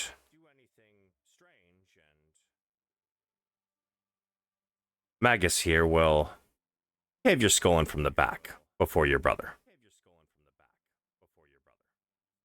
Cal will walk over to his brother, kneel down, and say, "Give me a few more hours. I'll Why are have you you out of here." why are you talking to his dick? True. I guess he's suspended from the roof. Yeah. You'd have to look up, my boy. God damn. Yeah, scratch that. No kneeling. He would just walk over and say, "Give me a few hours.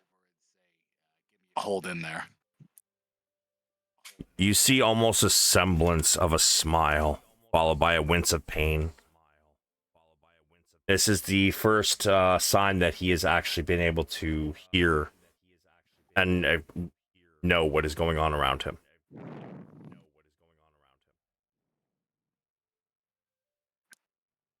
Yeah, he won't touch him. He'll turn around and leave after that, and he'll pick up the small white box. And I guess one more thing as he grabs the box on the way out, he says, "Any more details? They have my name. I'm to use. Is there a cover? What's my name going in there?" You tell me, and I will make sure you have an appointment.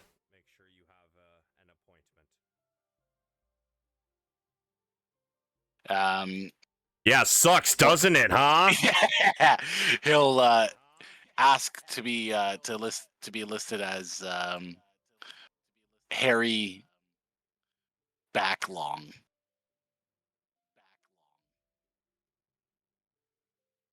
Ah,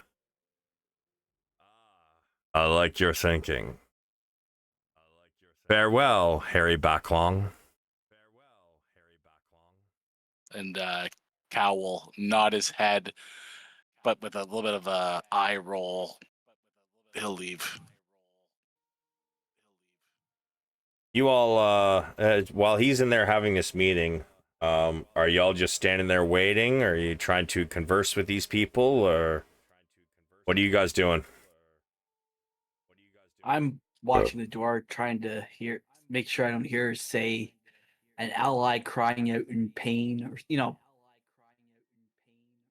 Yeah, I'd say it's pretty tense in there, so I'm not going to be doing much. I'd want to be casing the place. I'm watching their movements, the exits, window like entrances and stuff, any weak points, and the class slash like who are these people? I'm just taking in everything that could be used if we end up having to burn this place to the ground. Okay. Well,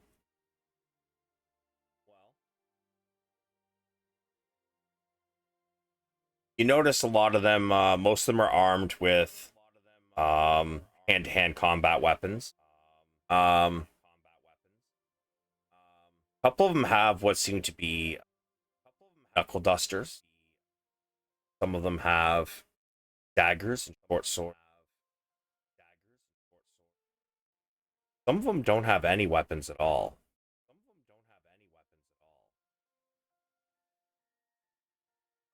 However, there are a couple that has what looks to be spiked clubs. Get the idea that these people aren't much of open field fighters. They're more the strike from the shadows kind. Having been from some of you having been from like major cities and whatnot, this looks an awful lot like a thieves guild. Maybe a touch of a assassination guild as well. But you guys hear the heavy footsteps of Cal coming back up the hallway. One of the jugglers in front of you kind of whispers to somebody in front of them, and they part, making way for Cal. Let's get out of this place. Cal will come out and not say much and just, as mentioned, just say, let's get out of here. So what's the name of the person he's supposed to go after? I'm making notes. He did not tell you. He just said that he would have an appointment. And what's the thing he said that he wants returned to him? The small white box. It's like the thing that's gonna teleport this person out. Do the shenanigans.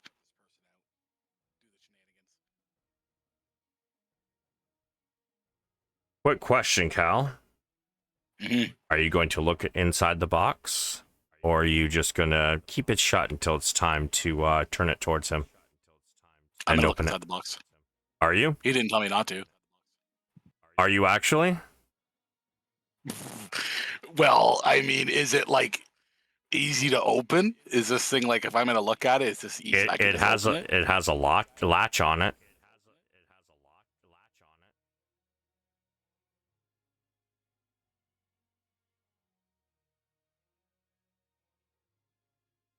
Maybe not at this exact moment in time.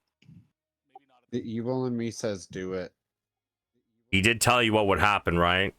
The person would just Yeah. disappear. Well, that's kind of what he would be thinking. Like, is this?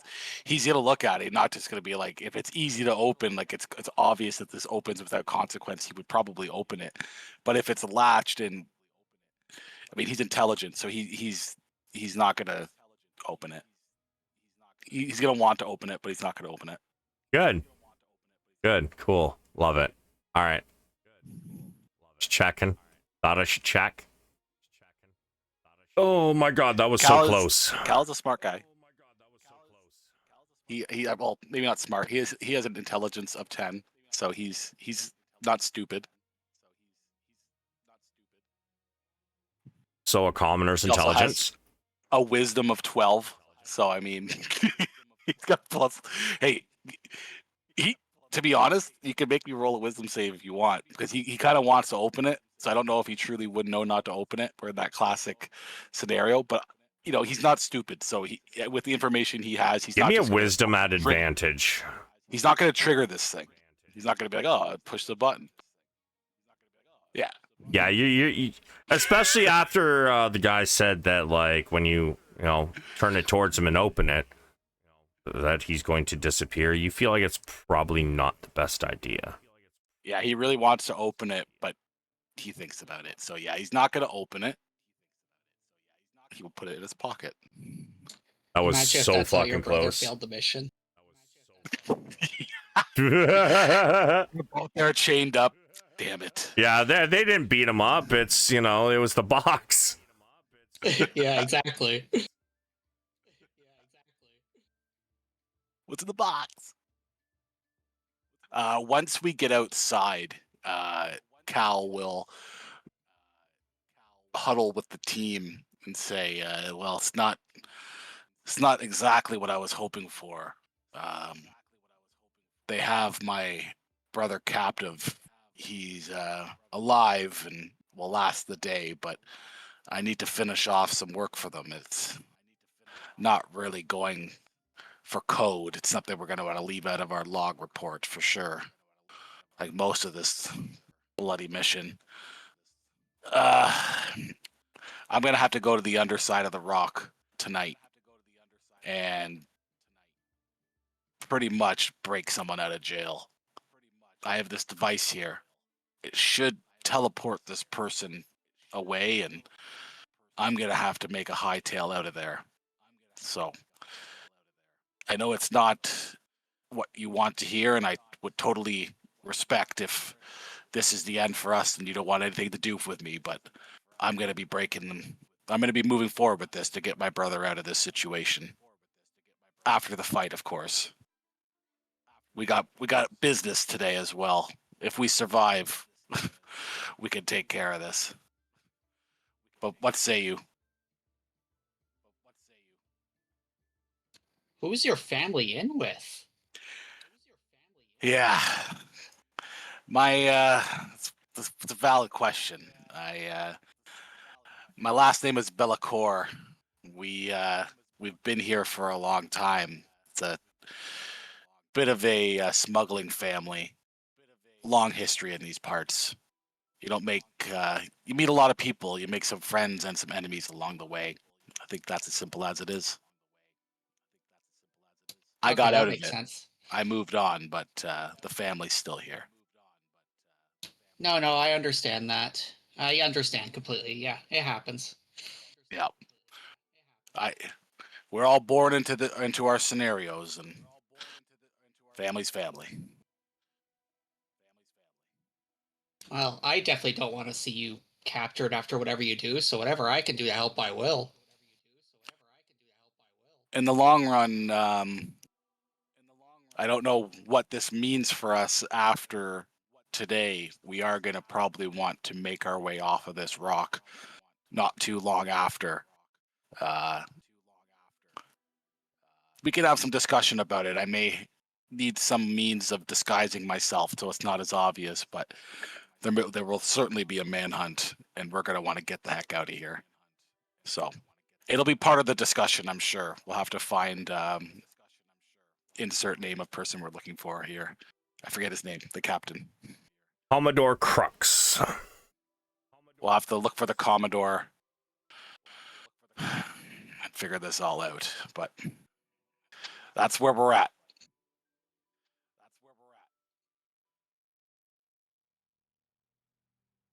And Cal will cross his arms. Should we make sure that we have a plan to GTFO quite immediately after we break someone out of jail?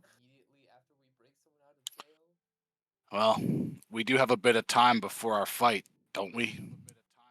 Maybe we should try to find the Commodore. Yeah, we need to make sure our ride's ready to go as soon as we are ready. Player to player, Blair, you said that we wouldn't find him though, right? Until we're actually ready to go. I mean, if you guys are looking for him, you will probably find him. I'm only asking because the impression you gave is as soon as we find him, like, there's not going to be time to do other things. I think I'm just going to change that part of the campaign because I think I know what Cal has in mind, and it's probably not a bad idea. So, I mean, I can roll with the punches on this one. If you guys want to go look for Commodore Crux, you may. Since there's not a whole lot else to do between now and the arena. You may I also think we want should to try to think about finding a find. ship. Well, I think he might be able to help us with that. I think he hangs out. They said he hangs out at the Beholder, right? I think You're let's head that correct. way. While we're walking, because this Dex is like new. Dex saved our lives, but I'm very curious about Dex. So while we're walking, I'm gonna try and like get a little more information. Like, so Dex, what's your deal? What brings you to the Rock? Oh, I'm actually just looking for allies for the most part. I was looking for you specifically.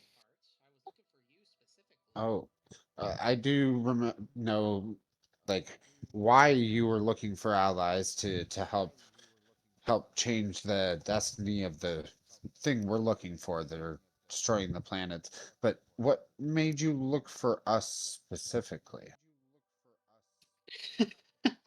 I'm not sure if you'd believe me if I told you. Huh, shoot your shot. I've been around throughout my life, spent a lot of time adventuring, and I actually came upon a god who gave me this tip. Specifically, Ptah, the god of knowledge.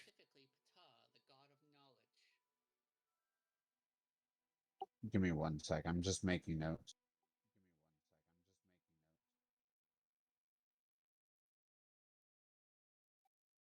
And what exactly did this god say to you? I was specifically looking for knowledge into how to stop what's been going on. That's what I asked of this god. She only gave me one question, unfortunately. She said I would. Sorry, give me 2 seconds on this one.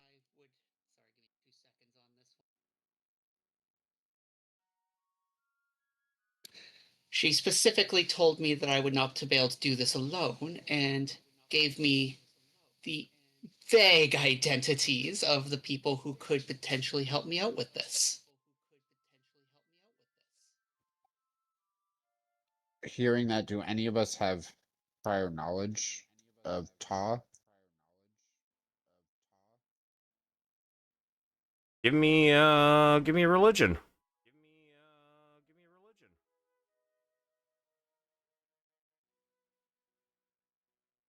Do we all get a religion? I love that you asked that after you roll a 3. Oh, I hadn't looked at what it actually rolled before I asked that. I had my character sheet on a separate page. I'll say I'll allow the cleric to roll a religion as well.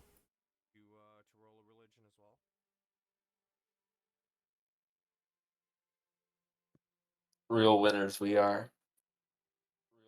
We know so much about religion. God damn. For a god of knowledge, so unknowledgeable about it. Yeah, you honestly, Ta is not one that is well known.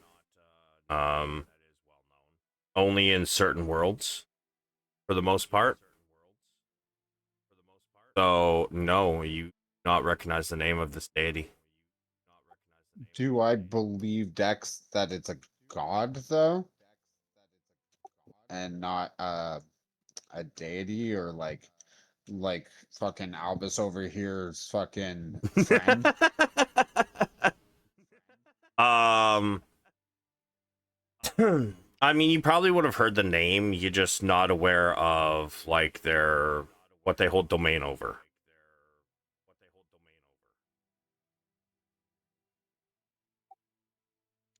And what is your feeling towards spelljammers? Um, I don't really have too many opinions on the Spelljammers, other than that if you can help me, then I believe our relationship could be mutually beneficial.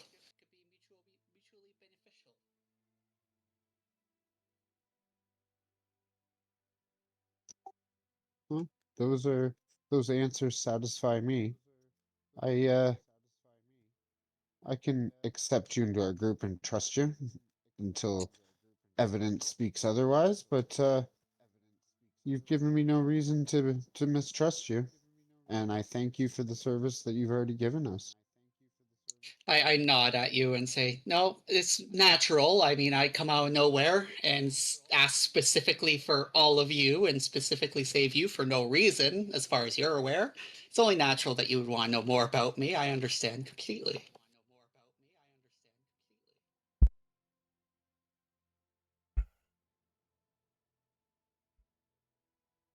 About this time, you guys arrive at the Happy Beholder. You guys step in, well aware.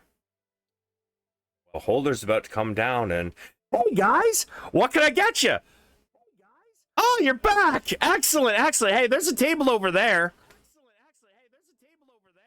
If I walk in the face I'm in right now, am I going to be removed automatically? Why? Well, because I'm in my, like, most common face, I was removed from here. Right. Oh, it's you! No more problems, okay? I promise. Excellent, excellent. I think I remember all your orders. I'll be right back.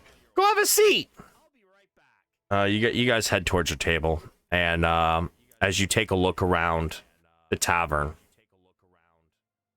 there's currently nobody dancing on stage, though there is a band playing. And at this point, we're going to take our 10-minute break, everybody. Ha! Yeah. All right, we'll see you back at 10:24, everybody. That's good. Sounds good to me. See you in 10. Fantastic.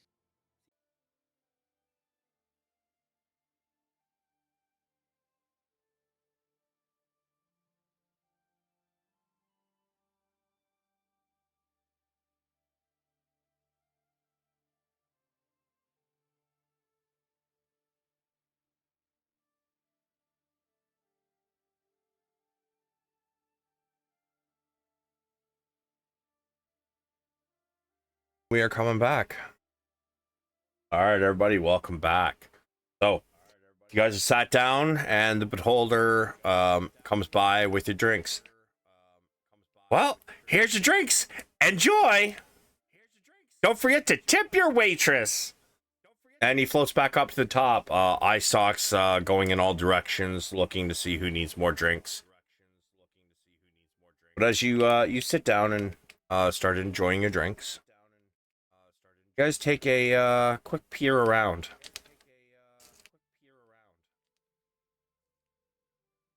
At first, you don't see anybody. Sorry, you don't see the person you're looking for. However, as somebody moves out of your line of vision, you notice him over in a corner. Filling one side of a table meant for 6, a broad-chested, hippo-headed man with a green parrot perched on one shoulder. The haggard figure squints at you over the top of an enormous tankard, noticing you looking at him. Say it's Cal.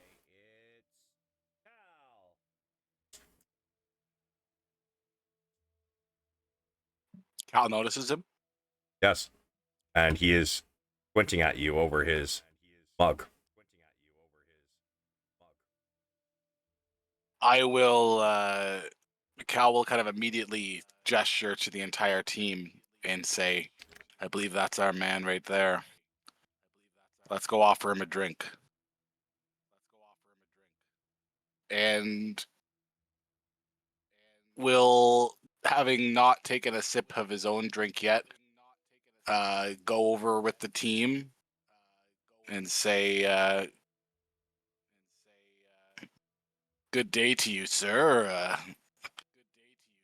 We're looking for a certain someone, a Commodore. You wouldn't happen to know anyone like that, would you?" And give him a smile and kind of raise a glass to him.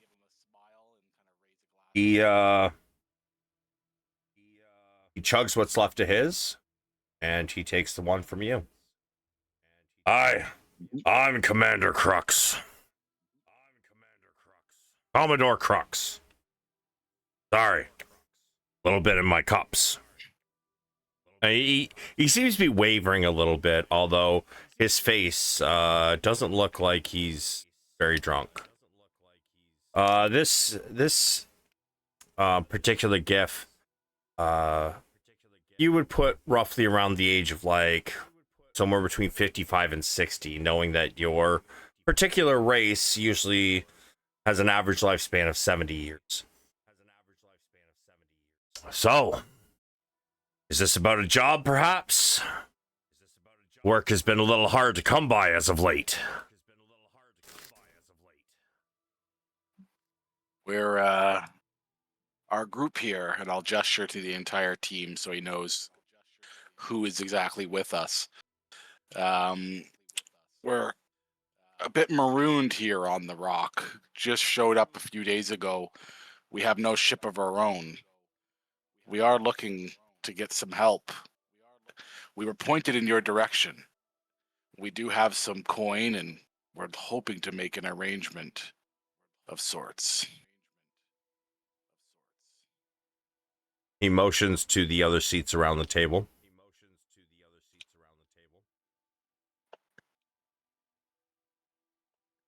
Cal will sit. Rush, you coming over? Sit down. Oh yeah, definitely. Yeah. For sure. All right. Well, what kind of job is it? Our group here, we've lost our own ship. We're looking to get off of this area and probably dropped off with the Spelljammers, depending on where we're going. So we're not entirely sure of our destination, but we are looking to generally connect with an outpost. Unless I've also been knocked around a little bit. Unless there's something I'm missing, gesturing to the group in like player to players. Like, is that where we're going? Like, was there any other direction that we were hoping to go? I think we're going to a Spelljammer outpost to try to get our own ship.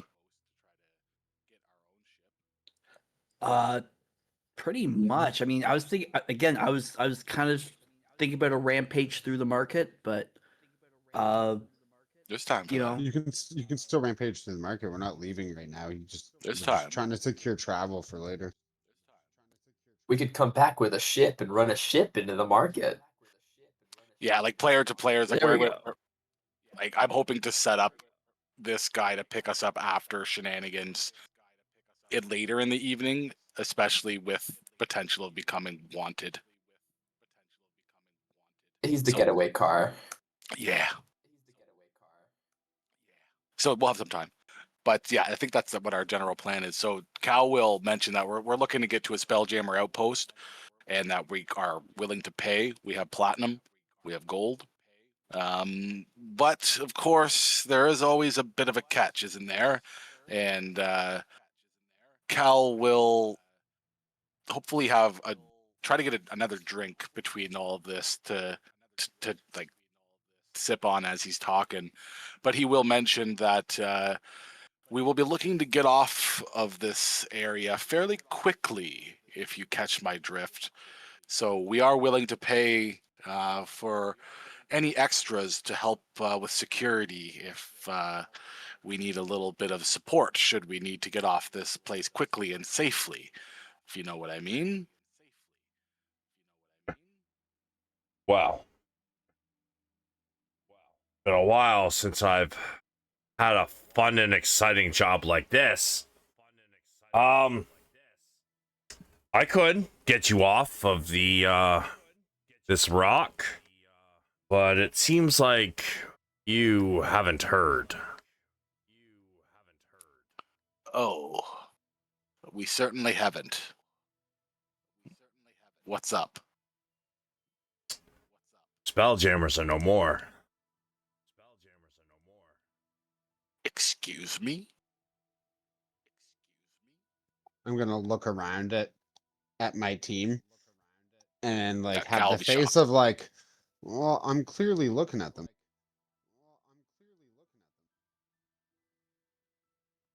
I am confused. Well, seems they got wind of what a certain group, and he seems to lean in and get much quieter as he says this. Seems certain group got wind of the fact that your group got wind of what they were doing.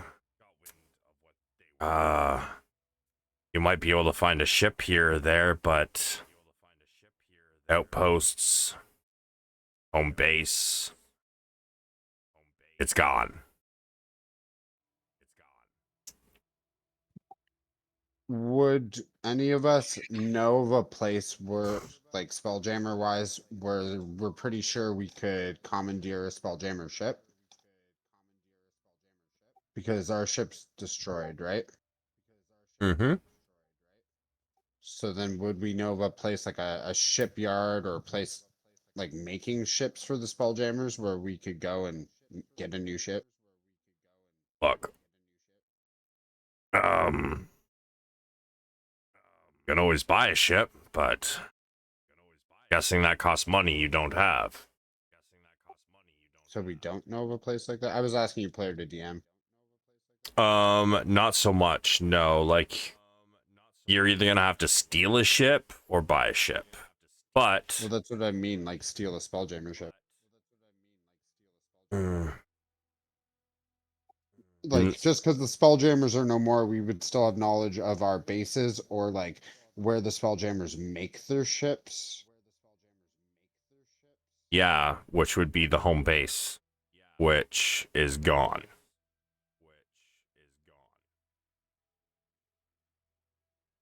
Look, you want to pay me to get you out of here, that's fine, and I should probably give you a heads up. I think they're looking for you. Who are they? The Astral Elves. The Xaryxian Empire. Any of this ringing a bell? Yeah. Just kind of hoping you meant somebody else. Yes, I didn't think this day would ever come, even with the last events of the last few. And I'm not sure I truly believe you. No offense. It's just, I'll have to see it myself. But Look, a fleet of Astral Elf ships visited the Rock a few days before launching some new attack just several days ago.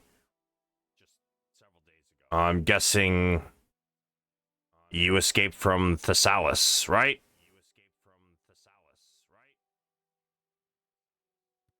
That is Indeed. correct. You're the ones they're looking for. The elves gave fair warning to various captains on the Rock, urging them to steer clear of your world lest their ships be fired upon. The elves undoubtedly left spies behind to make sure their warnings were heeded. So, I suggest you tell me what the rest of this job is, because it sounds like I'm going to have to be picking y'all up out of a bad situation. we're going to need transport, most likely directly from the fields. Jailbreak, is it? Unfortunately, yes. With everything going on, it's hard to really know. It's hard to really know for what, but it's family member is in trouble, and I need to complete a job. There's no real need to get into the details, but yeah, it's a jailbreak.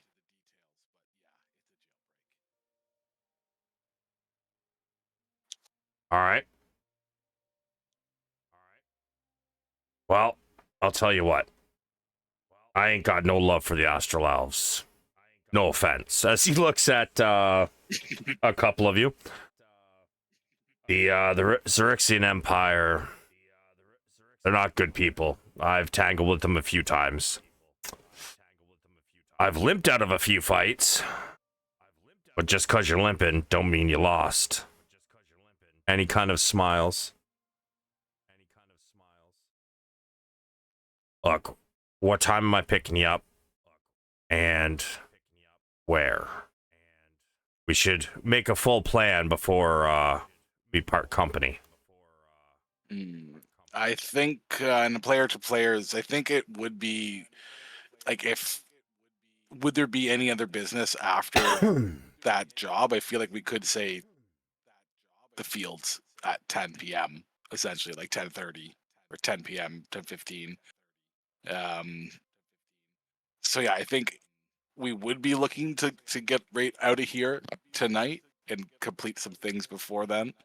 So I'd say we would have, I guess, capacity if it wasn't that bad to be picked up there anyways, but I doubt that will be the scenario. So yeah, Cal will respond back after looking to the team and kind of giving them some eye gestures. It'll be this evening. There'll be a window. We're not sure exactly when, but sometime shortly after 10. Definitely before 11. 10 to 10:30. Be ready. We'll give you a signal, which will be and I had to look over to the team. You can do some sort of signaling, can't you? Mentioning probably one of your spells, prestidigitation or something. Yeah, Yes, we can do that. and I could send a message to a specific person. Oh, even better. Yeah. So Shuck will brain link you for the location. It should be the fields, but if anything goes differently and we change the location, we can message you directly. Okay, so picking you up at the fields? It might be really hot, in which case we're going to need a hot pickup in the fields. You coming through, we're going to get on and get out of there. That's plan B. Plan A will be for us to get out of there a little bit more quietly, and it will be somewhere near the fields on the bottom. Should we be able to get farther and get maybe to the top side again, we'll make sure to message you. But it'll be sometime after 10. It's going to be a little bit of a plan in motion. I'm sure you understand. I'm gonna give you a heads up. I'm a good captain, Commodore, but I can't take on the Rock of Brawl Navy. He kind of like dips his finger in the beer and kind of like draws on the table. This is the underside. And he kind of like puts a couple dots like this. Here's the citadel. Walls go here and here. The fields are here, here, here, and here. Are you This. actually hitting things on the map? No, I mean, if Okay. you guys can see the map, right? Yeah, I just didn't know if you were clicking on things No. on the map. This, however, this is the naval base. This is where all their ships are. They have usually at least 2 or 3 patrolling, and as soon as there's a problem, they have another 10 ready to go. I can't get us out of that. You are going to have to do is you're going to have to get back to the top side, and I will get you out of here. That's fair. And understandable. If anything goes wrong and we end up in Plan C territory, we'll still send you the message and give you the pickup location, and we certainly understand your judgment should it be what it is. But just know this will be worth your time, and we'll get out. We'll get to the top and we'll message you. I see. And payment should be discussed, of course. In response to that, I just posted something. Would this trait help with the in regards to cost of payment?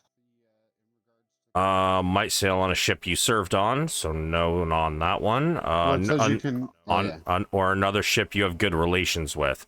You are hiring somebody for a job in this case. This is not somebody you have good relations with as of yet.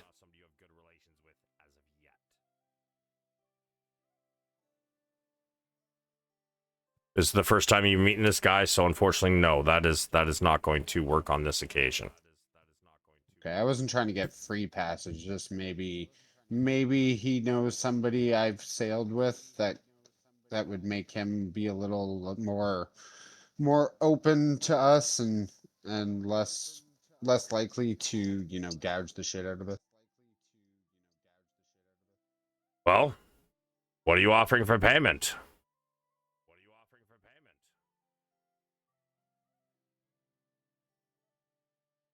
What we'll need. May we have one moment to discuss? Aye, your table's still free.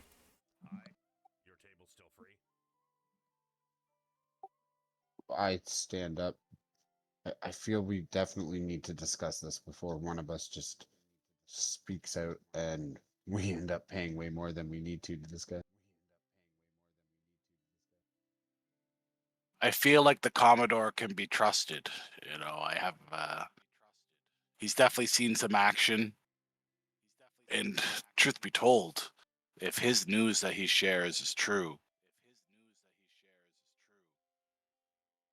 it's going to be worth any price we can to get out of here. Our clock is ticking. I'm thinking at least 1,000 gold. And if his news is true, where are we going?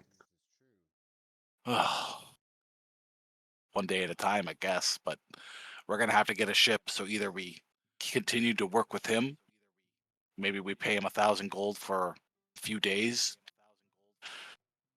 and we're going to have to figure out the rest. We're going to have to make some money. Good thing we're signed up this afternoon to win some, eh? True, but kind of looking towards the future. If the Astral Elves really have wiped out the Spelljammers, we can't just let that slide, right?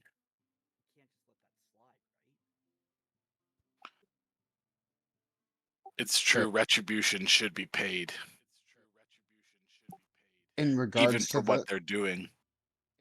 in regards to that, I've been making notes of what's going on there. My familiar, as we speak, is staking out the cotton candy stand, learning the comings and goings, and I've been making notes of the incoming of their drops, of bringing in new product and who it is bringing it in and out.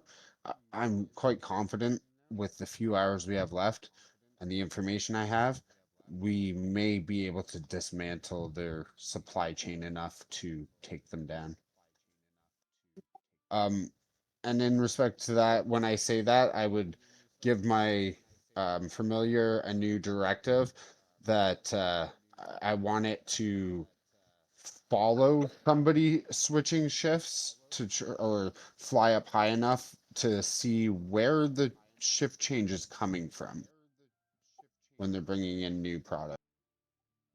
Fair enough. Do keep in mind, though, Arcane Bob did tell you it was legal. The cotton candy? Mm-hmm. Controlled, though. Yeah, Can't Yeah, sell give a them shit if blind. we're gonna go on a path of vengeance, we'd probably want to hunt down that halfling. I'm just saying, I'm with you, whatever you want, but so we want to pay this, offer him 1,000 gold. Yeah, and also just thinking about ships, as much as I just want to get out of here and not really linger, I could maybe look a little bit more to my family. They definitely have a ship or something. It might not be what we need, but they might be at least able to point us in the right direction. So we're gonna have to get off this this place, get out of this place, and after tonight, um, when my brother is freed after the job, maybe I can leave some contacts for us to meet up and get a ship. So one step at a time, but I think that's something we can explore for a ship. So we still have a little time. Maybe we offer him 200 gold retainer as our emergency escape plan, 200 gold to stay on alert and be ready at the moment's notice to get out of here after a certain time. And the rest of the 1,000 gold is if we need the ride when he picks us up. And then in the meantime, you could pursue that finding another ship. And Dex, do you have any things you need to wrap up to get out of here? No, I'm good. I'm actually eager to get out of here as soon as possible as well. I was kind of hoping to have your resources behind me, but if the news is true, we need to think of a different way to go up against them.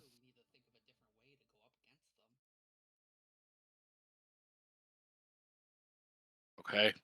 I think that's a good plan. Pretty much 400 gold up front. He gets an extra 600 after we're off this fucking rock. Or Did you say 200 and then another 200? I said 200 as a deposit retainer that he gets to keep if we don't end up needing him. And Yeah, then okay, the so other 800 is if okay, we need perfect. him. And then that way, if you're able to secure us a ship that we can keep, 200 gold down the drain's better than 1,000. And then we have a ship. Yeah, I think we're definitely going to need him to get out of here. And any ship that I will get might have to come a few days later because I think we're going to have to get out of here too.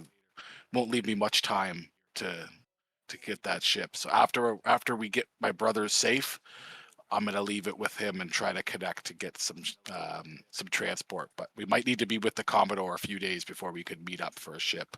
Would be my initial thoughts. Who Either knows how way, long it could take?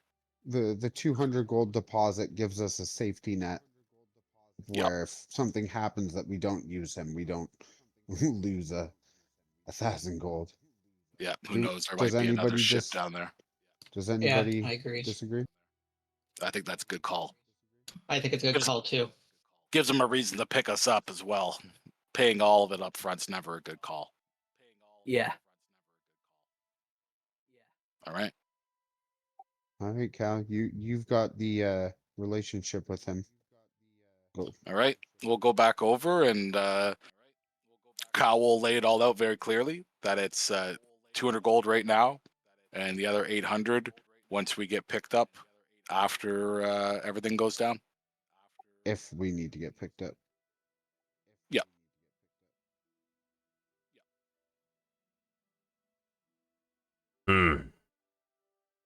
See. Tell you what. Like I said, not a fan of astral elves. Again, no offense. So here's what I'll do. I'll counter. 200 for retainer. 600 if you need my services, plus any damage I might sustain. There's a high probability if the astral elves are after you and you are on my ship, it is going to take damage. It is expensive to repair. If we don't have any damage, then it's only another 600 instead of 800. If we take some damage, well, it'll be 600 plus the damages. I think that's fair. But how many days travel does that buy us? Buys you my service, wherever it is you need to go. That sounds fair to me. Agreed. Agreed. Hmm. Then we have a deal. Star just nod. Oh. I will, I'll be here, I guess. Is Ishfahan with us? No, he is with the family, Albus's family, keeping an eye. Because I'm evil and I have the bag of holding, could I pay the 200 gold out of his share and be like, I'll pay him back? I think he had most of his share on him, did he not? No, all of our money went into the bag of holding, and everybody except for him, because he wasn't here, said they were taking it back. His character sheet still has his money on him. Everybody put it on their character sheet, even though it was in the bag of holding. And he never personally said, and neither did you, that they were taking it out of the bag of holding. Fair enough. Sure. All right, I'm gonna pull the what is that, 20 platinum? He has, yeah. So I'm gonna pull the 20 platinum out of the bag of holding, put it on the table in front of him, and then give like a playful grin to the team, be like, I'll pay him back. Pleasure doing business. I'll hear from you soon. Oh, in case he pulls something out of his pocket and he puts it on the table. Use this. 25 words or less. Once a day.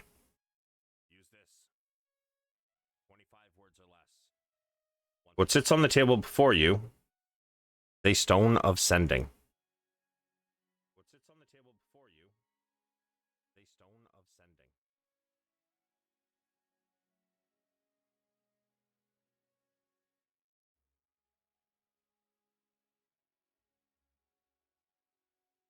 So you guys got roughly 4 hours, we'll say, before your arena match starts. So, what y'all want to do now?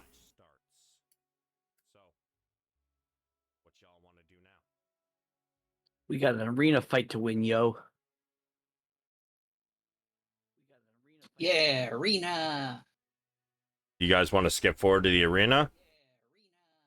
You said we have 4 hours left, right? Yeah.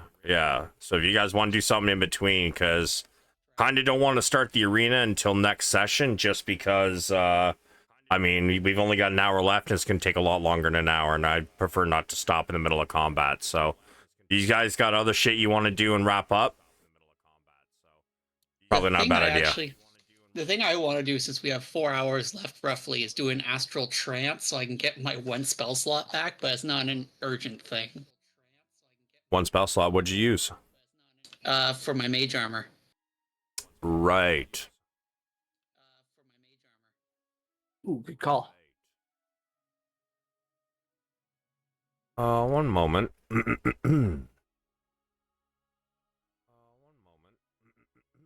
uh...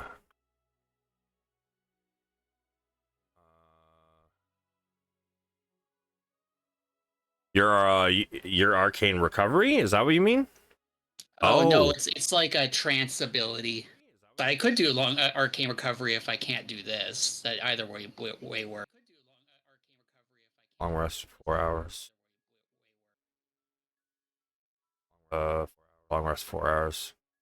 Oh, okay. So that's basically just your trance. Like it's still a long rest. You've already had 1 long rest. You can't have another long rest.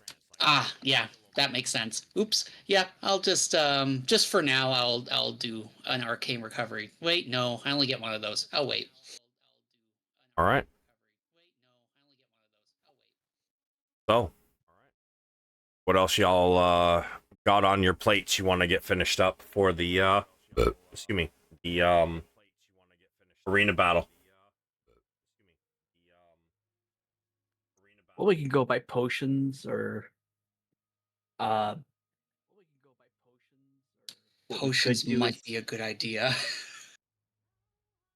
Yeah, let's get some shopping in, and maybe if we do see some vendors, remind them of the legal age of that floss potion of speed floss.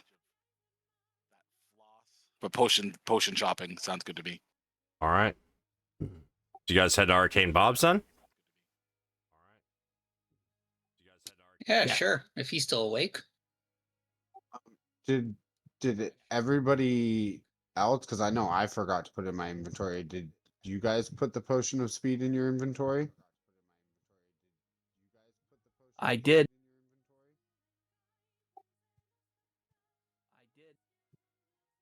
I used mine. On the way to Arcane Bob's, though, I want to send messages to my daughter. Okay. Saying, leaving tonight. Love for you to join us. Understandable if you won't, but would like a way to contact you if not joining us. I believe with your cryptogram they can't. Yeah, but it's a cantrip. I can send it as many times as I want. Yeah, but I mean they can't answer back, right? No, they can't. Well, you are going to a matter shop, and you guys already have one sending stone. Hint, hint. Oh, so they're interchangeable? Like they can No, you can contact more than one buy sending more. stone? You can buy ones. But they would have to have two separate ones? When you buy them, they come in a pair. And yes, you would have to have if each pair of sending stones is bound to each other. So like Yeah, that's what I thought. Yeah. No, I get it. That's what I thought. So knowing that, I would also add buying sending stones to communicate. If meeting again is something you'd like, we're going to Arcane Bob's, or I'd say where my familiar is, even though it's invisible. Just walk by that cotton candy stand, and I will come find you. Okay. And I tell that to my familiar too, that notify me if my daughter walks by the cotton candy stand. I think you've got to be within 100 feet of it, which you would pass it on the way. Not for telepathy, just to see through it, don't I?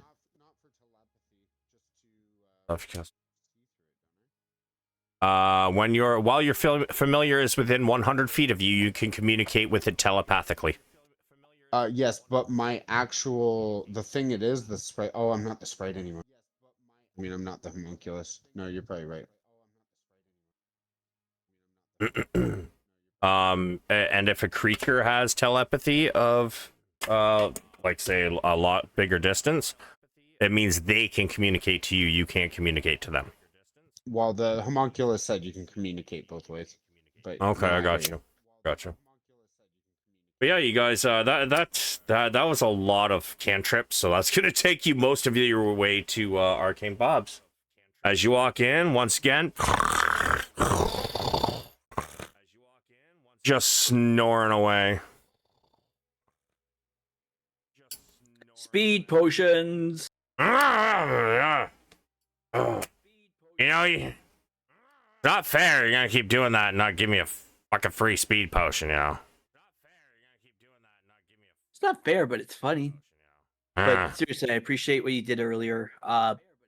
And we are here to buy some potions off you if you have any available. I've got some. What are you looking for?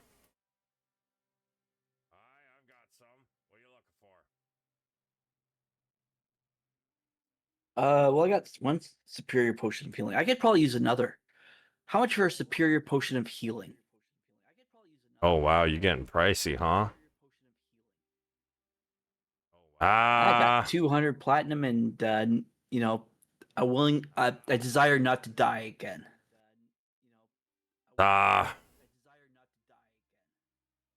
He seems to be trying to not fall asleep again. Six.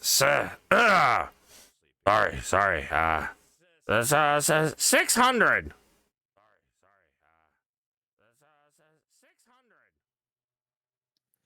Deal. I'll give him 60 platinum. I will also buy one of those. Sorry, that was superior. Yes. Okay, 60 platinum, 600 gold. All right. I'm just gonna buy one regular potion of healing for 200 gold. All right. All right, How well, much of Isfahan's money can I spend on the group before it's a problem? are you asking player knowledge or I'm asking player to DM.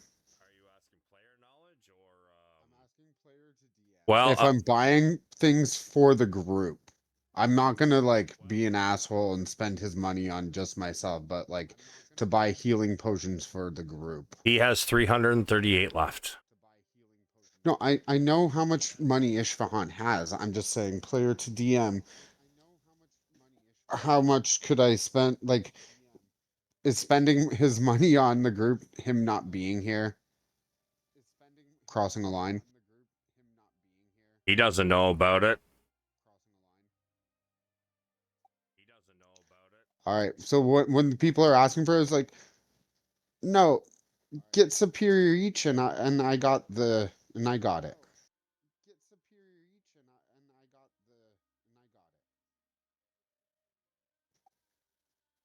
So I want to buy us each a superior healing potion. Oh, okay, fantastic. So you've got that much money right now? Isfahan does. No, Isfahan has 338 gold. What do you mean? I have all of his money in my bag of holding. Yes, and I'm looking at his sheet. Yep, his sheet. I just spent 20 of his platinum. He has 180 platinum, 85 gold, 13 silver, and 2 copper because he never pulled it out of the bag of holding. You guys don't have that much money. What do you mean? We each got 200 platinum from the job we did from looting that ship. We all put our money in the bag of holding, and everyone That except for was a him total, took. man. No, we got 1,000 platinum in total, and we gave the captain 200, and then we each took 200. We each had 200 platinum. I just spent 20 of his platinum, so he still has 180. No, dude, I'm telling you, that was a No, total. dude, I'm telling you, I spent 200 platinum on my armor, remember? Back me up, guys. We each got 200 platinum. Am I correct? Because we gave the captain 200 platinum. Yeah, we had a big payout. I don't remember the exact amount, but we did pay the captain a big, like 1/5 of it. And I Buddy, have left in mine 110, and I know I've spent some.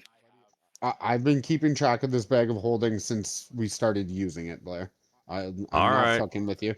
I haven't changed his thing until right now. That's why when you're like, he has his gold in his pocket, I'm like, well, I have it in his bag of holding when I just took that 200 gold out.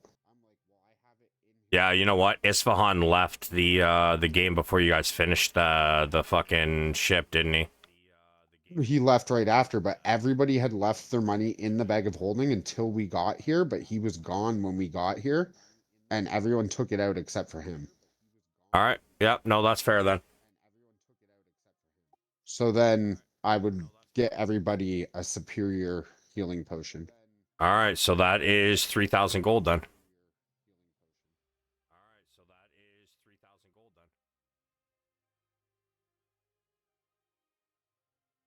I don't know if I have that much. Hold on. Mm-hmm. 3,000. 5 times 600. Okay, well, I don't have that much. What's right under superior? Right under superior is your regular healing potion, which is 200 gold a pop. Yeah, don't worry about me. Like, I just bought one, and you guys gave me like one of the last ones from that bandolier. So Yeah, so I'll look into the bag as I'm pulling it. Be like, I may have spoken a little too soon. I don't have quite that much. Just hold on Let's to check. it, I think.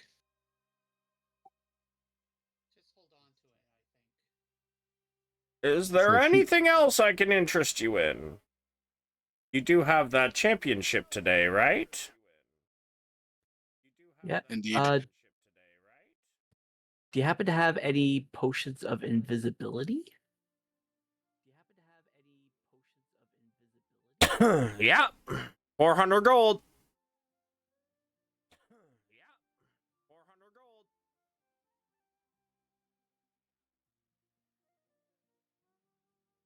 I'll take it. What about the potion of heroism? That's another one I'm looking into. 400.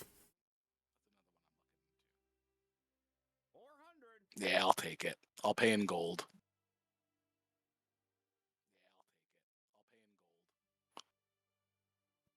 I'm definitely gonna grab at least 2 potions of like superior healing potions. Albus already has one, so maybe grab 3 unless you guys would rather a different potion. Like we might as well spend this guy's money. He ain't here. No, that's fair. I think potions are a good idea. Might like Shuck would pretend it's her money and that she's like contributing, so you guys would be able to pick which potion you want without like we're stealing from Ishvahan. In terms of personal use, I just got the regular healing potion because my HP total, just player to player, is shite. A superior healing potion would be completely useless on me. However, I can hold on to one and give to somebody else. I'm carting around a refilling health potion, and I have a bunch of heals myself, so I don't think I need one. I'm going to insist that you guys do take one, just because I may need it. Yeah, that's what I'm thinking. Like, I can hold on to it and I can give it to somebody else. Yeah. Yeah, so one's superior for me if I can take it from that gold pot.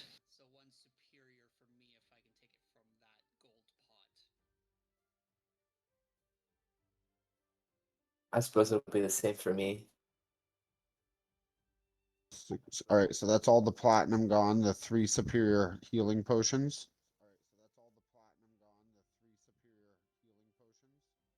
So we got 3 superior healing potions. Okay.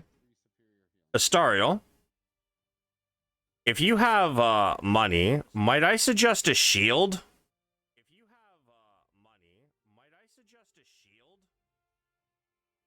I notice you don't have a Well, shield, and as a life cleric, you do have shield proficiency.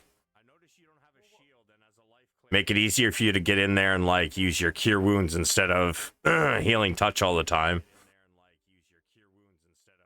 Does a lot more healing. healing word, you mean? But yes, a shield does interest me. Well, Is there a specific one you'd recommend? that was DM to player more than anything. Do you have all your attunement slots filled?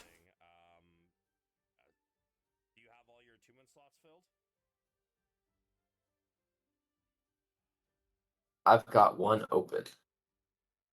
All right.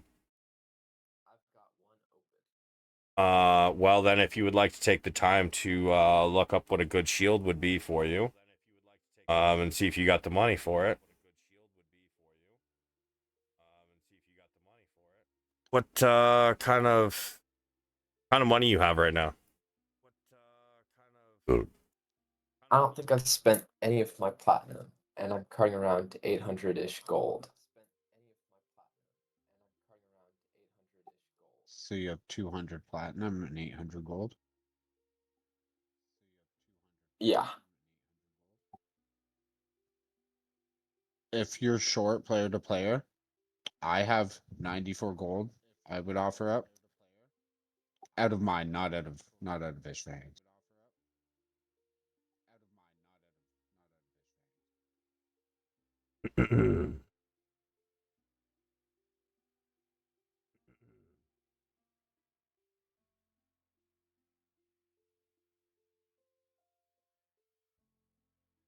I'm just searching for a good one.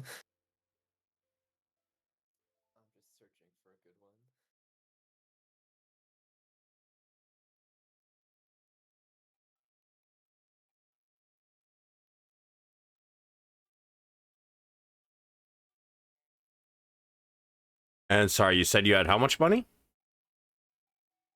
200 platinum and 800 gold. So 2,800. Let's see. 800 up to. I also said I'd give up 94 gold. You could get an uncommon for 500.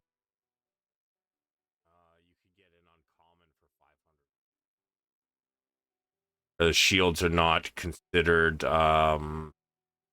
wondrous common. And you don't have enough for rare, which is 5,000.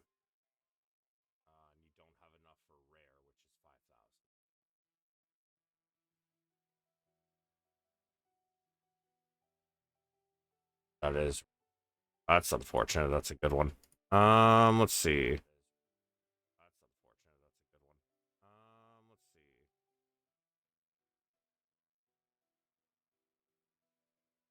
What's the Shield of Farsight? Is that rare?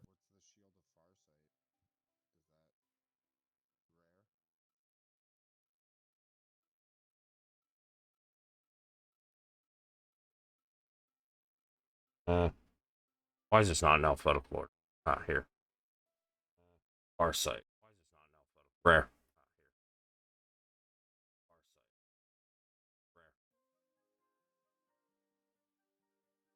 Bob, what does a ring of protection go for these days?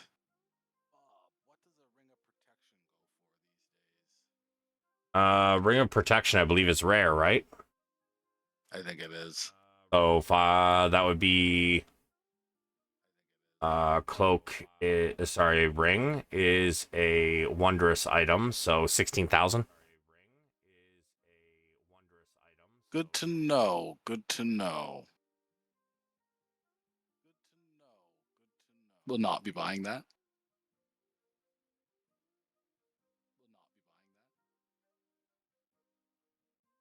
That is rare. Oh, Sentinel Shield is uncommon, but it adds +2 AC. Gives advantage on initiative rolls and wisdom checks.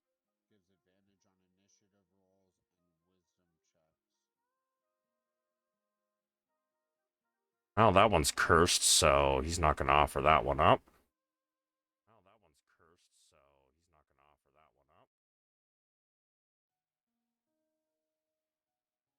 That's very rare.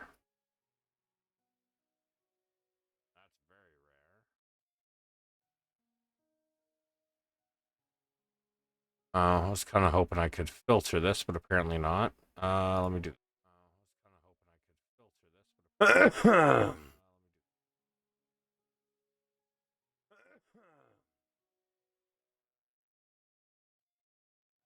Shield.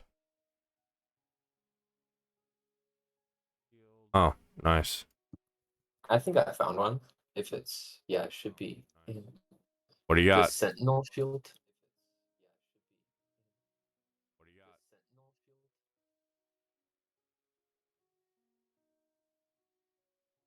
What in the fuck is happening with my goddamn keyboard, dude? That one's like basic uncommon. That's a really good shield.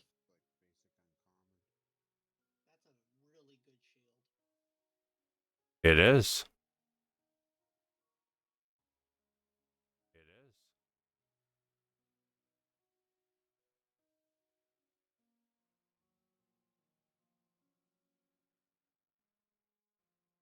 The perks of going to the wiki and using Control F.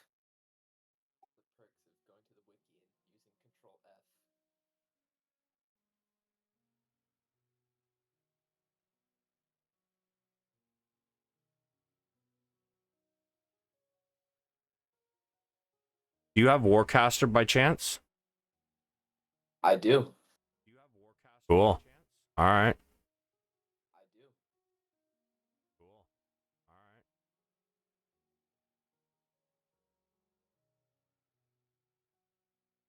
For another 500, you can make it a +1.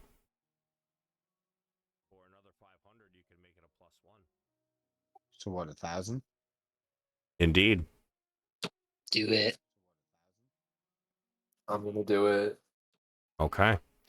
Drag in the Sentinel Shield, and then I'm going to show you how to modify it.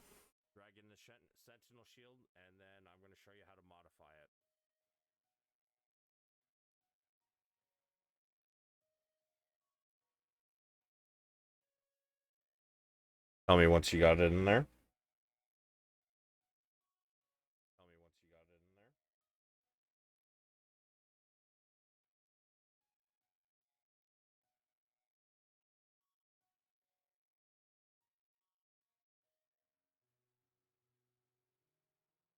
There's somehow a second one, which I have to remove.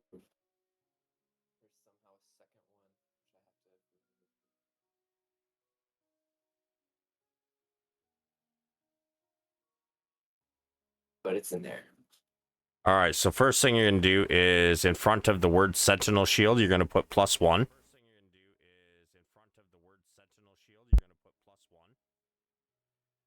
And now when you mouse over it, you see the little circle with an eye that pops up in the right corner. You're going to hit that. Underneath, at the very bottom where it says mods, item type, shield, AC 2. You're going to delete 2, and you're going to type in 3. And then you can hit the circle again. And there you go. Just whenever it is not equipped, remember to uncheck it. I believe that should take it off.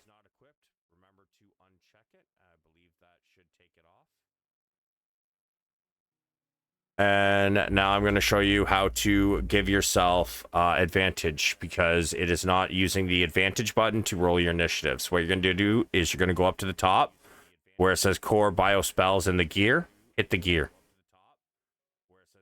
And now in the top center block, it says initiative style normal. Going to select that and hit advantage. And then go back to core. Now, next time you roll, it's going to look like you only rolled once, but when you mouse over it, the formula is going to be fucking weird. So that's how you're going to know that you rolled it at advantage. All right. And with that, you guys have selected your items. Is there anything else you would like? I hear this one's going to be a little brutal. It's gonna be a walk in the park, Bob. I'm broke, Bob. If you have any samplers or anything you'd like to test out that would be dippable by my blow darts, maybe you have some thing you're concocting or working on and don't know the effects on a living being that I could dip a blow dart in and shoot at someone. Woman, I am old as fuck. I sleep until somebody walks in, interrupting my sleep all the time. Everybody. Time is different, you know, depending where you're coming in from. So, you know, I'm open 24/7. The reason I sleep at my desk. I am not working on a shit.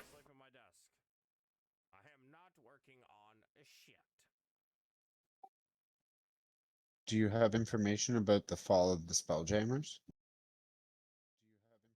No, I haven't really heard anything. I'll be honest, I don't really have a whole lot of knowledge on the Spelljammers in the first place. Cops aren't really my thing, you know?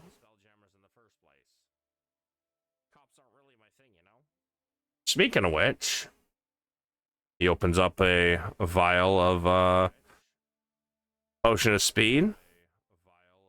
Time he doesn't drink it though. Puts the vial up to his nose, plugs the other nostril, snorts it straight up. Whoa! Whew. Glad it went in that way. Now, I draw the line at needles. Unless you want tattoos. I've got some magical tattoos. Man's doing speed in style. How much do magical tattoos run? Well, that all depends. There's a lot of them.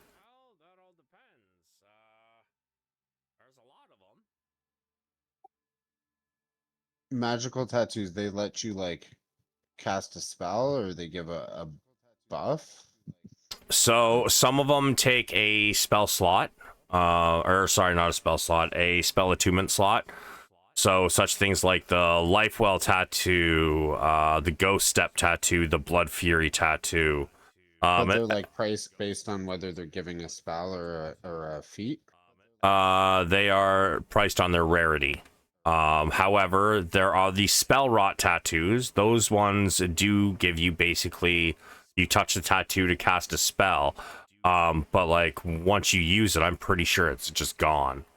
It's like a temporary tattoo that stays until you use it, if I remember correctly. Like it's got its own DC. You don't use your DC for it. All right. I can't afford it either way. I was just curious.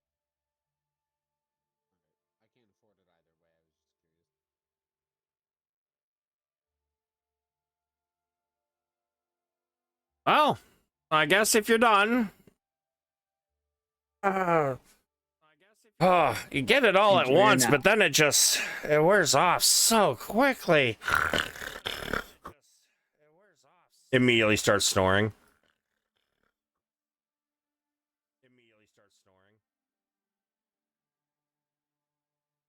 People change so much after they start taking those potions. Fuck you, Cal!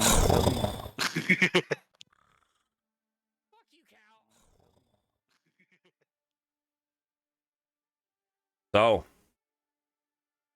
what else y'all want to do? Oh, so I guess you didn't get a sending stone then, huh? Oh. How much is a sending stone? Forgot. Oh, I thought this was done. Sending stone.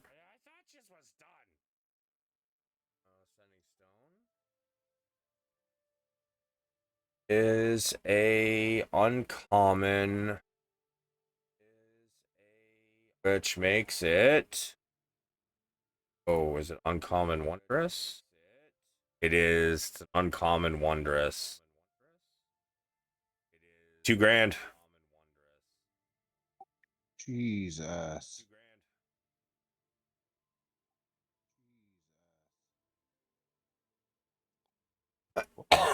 How much is oh fuck, I don't have enough no matter what.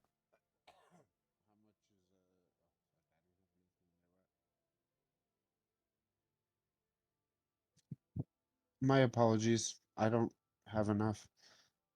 I'll have to figure out another way to communicate with my daughter if she doesn't come with us, unless you have a payment plan of some kind, Arcane Bob.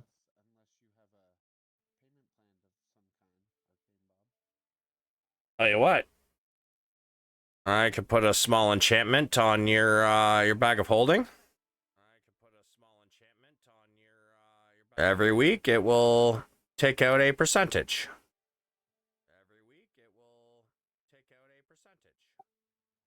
What's the percentage 10%. of what's in the bag or of what I owe? What you owe.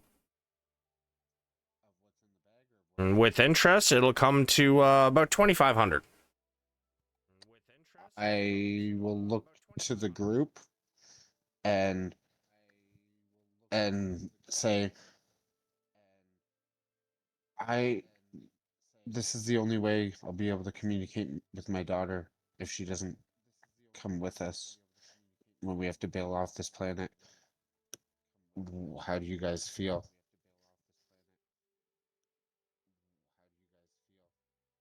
Because it's a I think group it sounds bag. like no I objections think from let's me. go for it. Yeah, go for it. With all the discussion of family and what we're doing here for my own, seems like an easy decision. Okay. Very well. Here is the contract. It states that I'll be taking 10% of 2,500 every week. And if at any point in time I do not get payment from the bag because there's nothing in it, then, well, you will not be able to get anything else from me until it is paid off in full.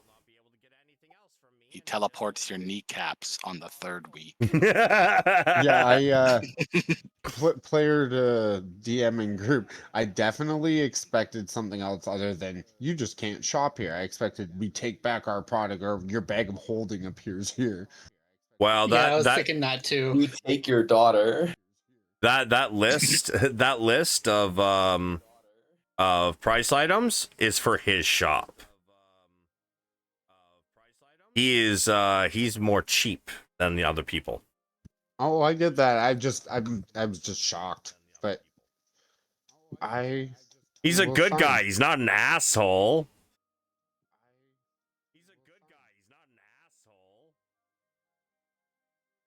All right. I sign it in blood as usual. Oh, very good. Oh, now I'll know how to find you if I need to. Anyways, bag of holding, please. I present it. This is going to take probably about an hour to do, as a heads up. You guys are free to wait, but he begins to cast. How much time do we have before the event? I think probably 3 hours. So then it's up to whoever, if anybody has anything to do.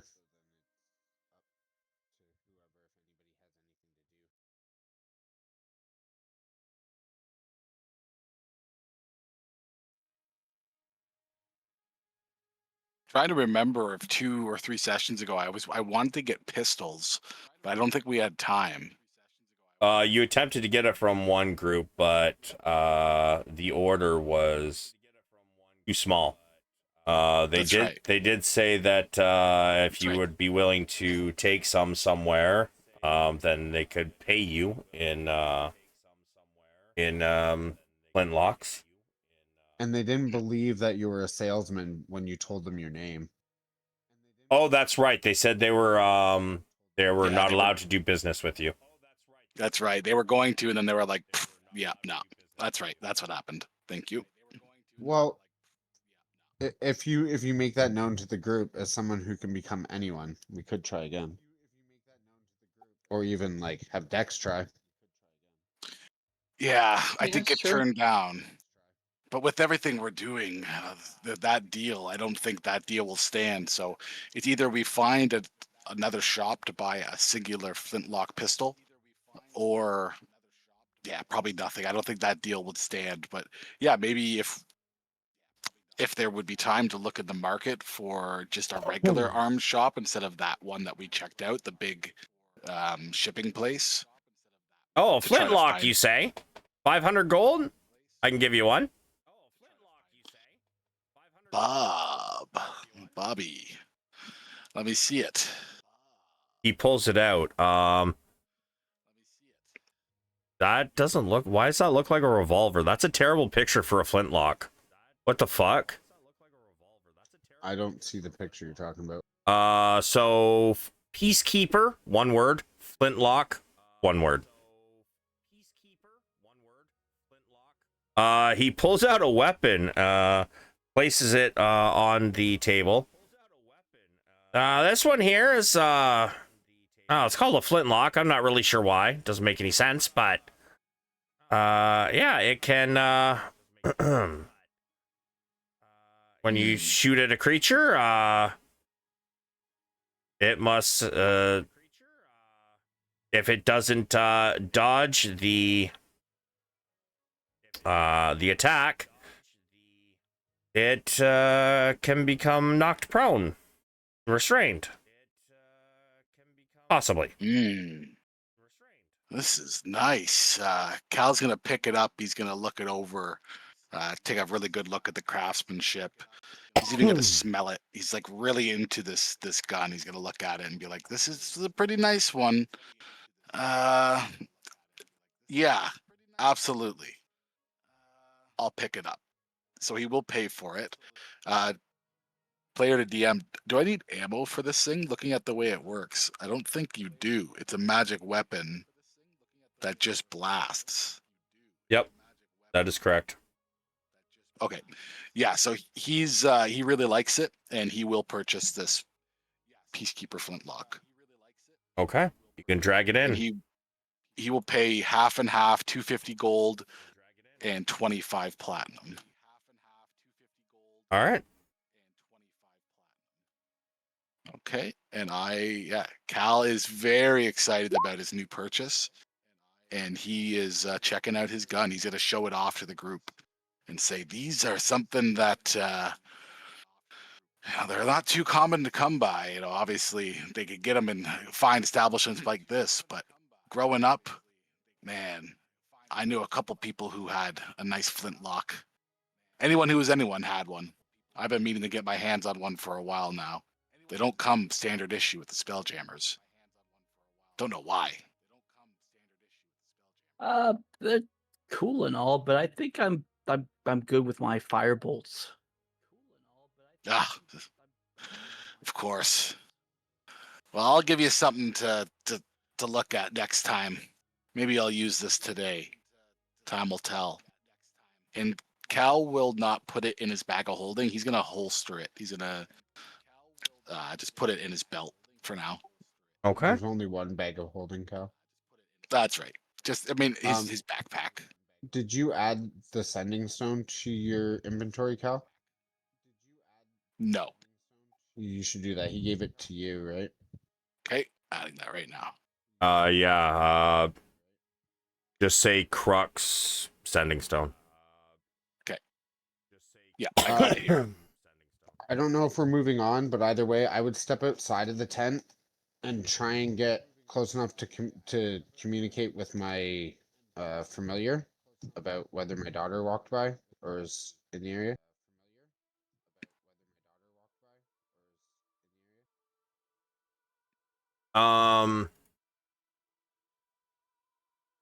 She has not. Actually, she has. But she got towards where you said the gargoyle would be, and she shook her head. In fact, she looks disappointed. Did it see where she went? Like, I assume it would have followed her, right? I guess I didn't say that. No, you right didn't tell away. it to. She was going west. By the way, Cal, that is attunement. Do you have the slot for it? Yes, I do. All The right. sending stone is? No, the gun. Oh, perfect. Yeah, I do. Okay, make sure any magical items that aren't like potions, usables like that, make sure you guys add them to your magic items area in your feature section, please, under the right heading.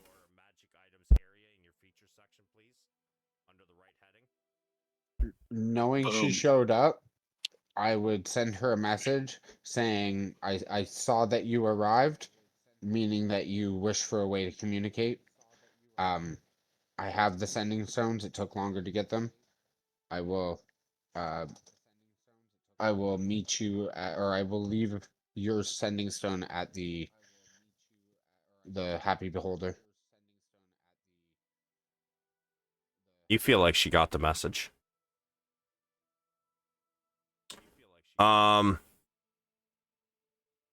So with that, you guys have about 2 hours until your match starts, and it will take you about half an hour to get there. So you guys got an hour and a half.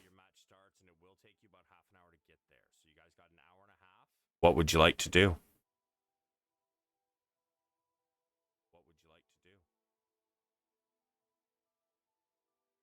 Cal's ready for the fight, so he doesn't have too much more at the moment. He'll just be checking out his new piece. I got a question though, guys. Like, when we, have to leave, how do I make sure I'm able to bring my wife and stepkids with us? We're going to be able to do some pickups, I'm thinking. So ideally, after everything goes there, we're going to go to a location where we can leave all together. And if not, we'll swing through to pick them up. You've also messaged their father. Maybe with the dangerous mission we're on, you leave them at the Happy Beholder and we don't bring them with us? I'm We'll not have to leaving meet them his in this wife, though. hellhole.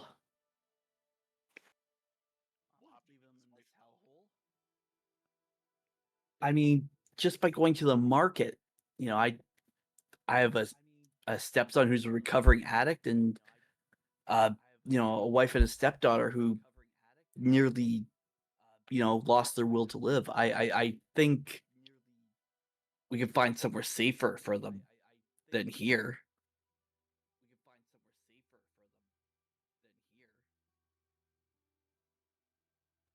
Whatever Yeah, you so I choose. think plan A is to leave all together. Plan B would be to swing through and pick them up quick. The captain hangs out at the Happy Beholder. You, like, perhaps could get him to bring her to the ship when we need to pick up. That is a brilliant idea. I like that. Yeah, because say that's a better plan.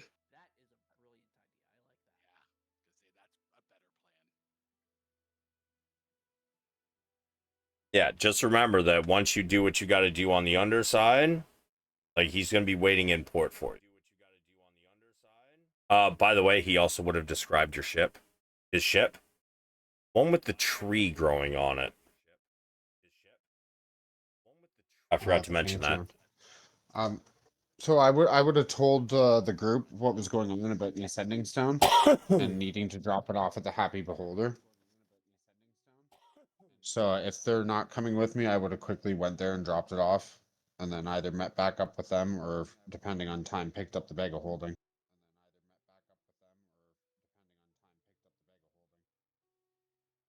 Well, I when I said an hour and a half, that was like after he's finished. Oh, okay. Yeah, you guys got an hour and a half once he's done. So if I had sent the message right away to her, I would have went right away and dropped off the Sending Stone. You didn't. He was done by the time you guys got to that.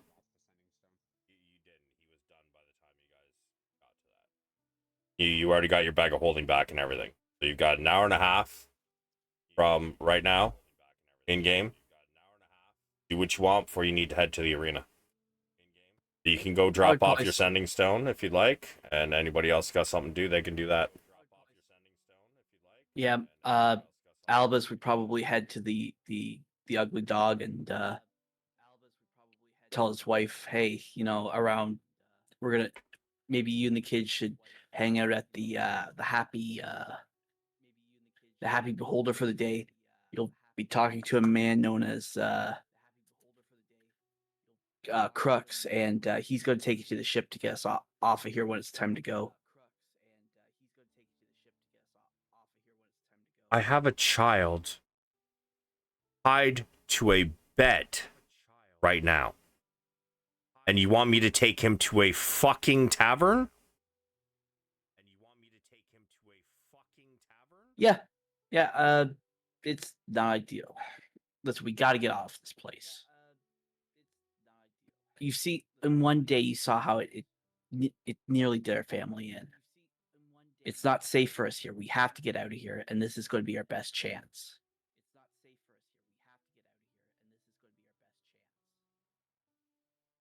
Albus, I'm rethinking things.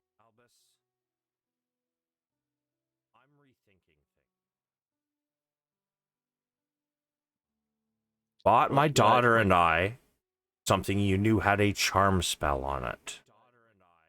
I assumed that when you bought it anyways, you knew that it was gone or that they had done the charm spell and failed. But you knew it was on the jewelry and you gave it to us anyways. You endangered us.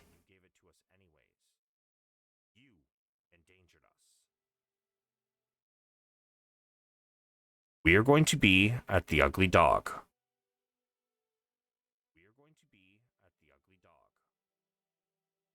When it is time to leave, you can come get us. I'll make my decision then. Good luck in your championship.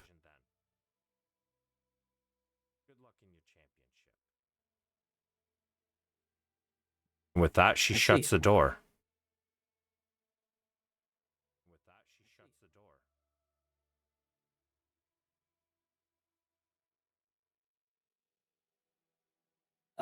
Well, I mean, Zal was just gonna stay there stunned for a second, thinking about, you know, everything that's happened since he first thought he lost his wife and then she came back, and maybe it's best if Albus leaves them behind. Might be safest for them, so got some thinking to do.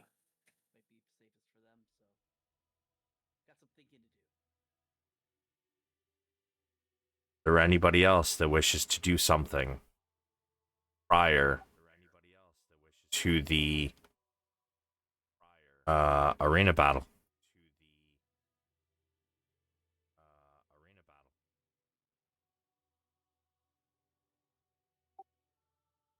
Just my sending stone and coming back to the boot. Okay. You enter the ugly dog. No, I went to the Happy Beholder. Sorry, yeah, I meant to say Happy Beholder. As you head back to the Happy Beholder, you enter and you see her finishing her dance on stage. She looks at you. Give me an insight.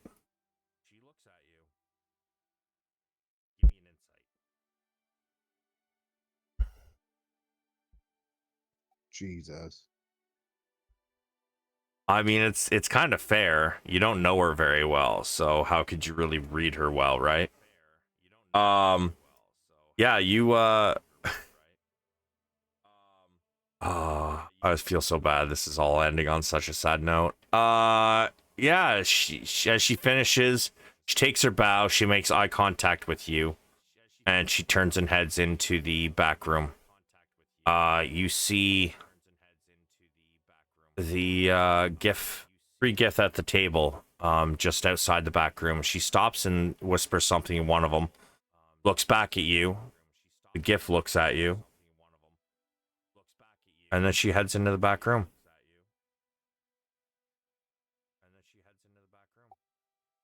Are they approaching me? Nope. They're watching you, but they are not approaching. I send her a piece of paper message that says, "May I enter?"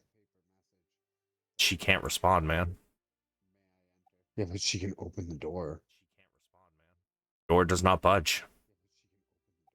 I walk up to the Geth and say, I would like a word with my most dear friend that is just finished her most entertaining career." She says to leave it at the front. She'll get a hold of you if she wants to talk. That is fair. Can you just tell her that I will be waiting with bated breath for her contact, and if she wishes to attend our event tonight, we will be competing in the championship at the arena, and I hope to see her there.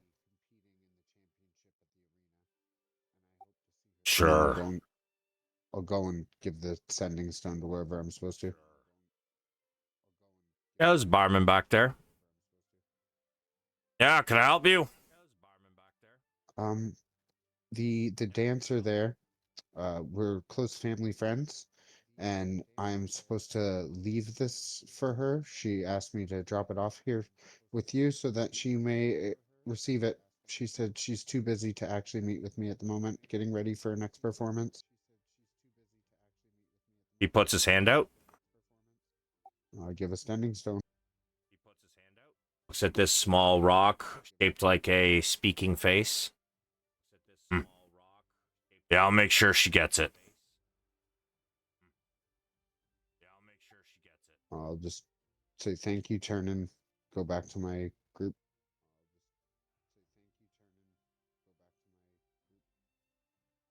Is there anybody else?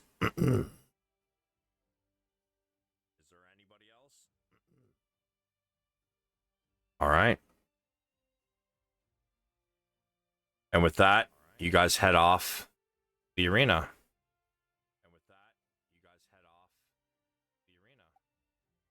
I'll call my familiar back on the way by and jot down whatever information it has.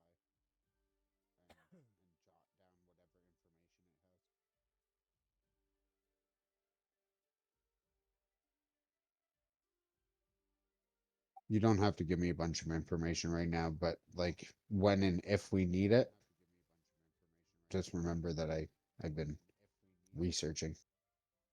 Yep. So, as you guys gear up, get ready. Stariel dons her new shield. Everybody's got their potions in their belts, awaiting the need for them. Give me 1 second. Let me change this real quick. That is that music ain't it right now. Holy fuck.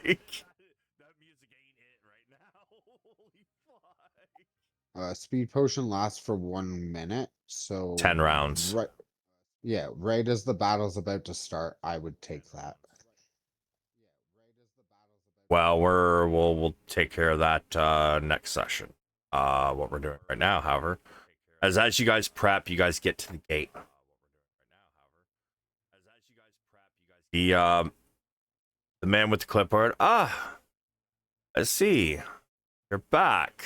There's 5 of you this time. Well, that's fitting. Turns out they brought 5 as well. Today's a little different. We're gonna try something new today. Hopefully, the crowd doesn't have so much disdain for it as they did the last time. But get ready, they're about to announce you. What the fuck was your name again? Guardians We are of the Destiny. Guardians of Destiny. Yeah. Oh. Yeah. All right. Well, wait for them to call you, and you know, good luck.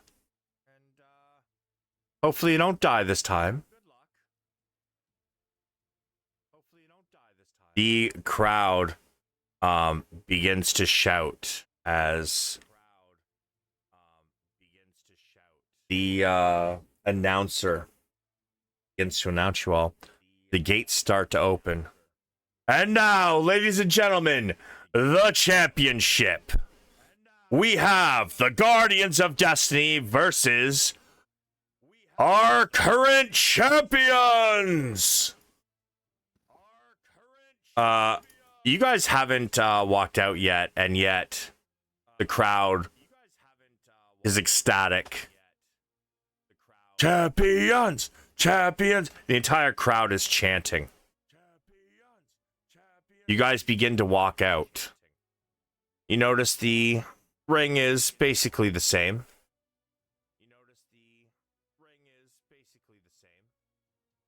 We have a special one for you all today. First,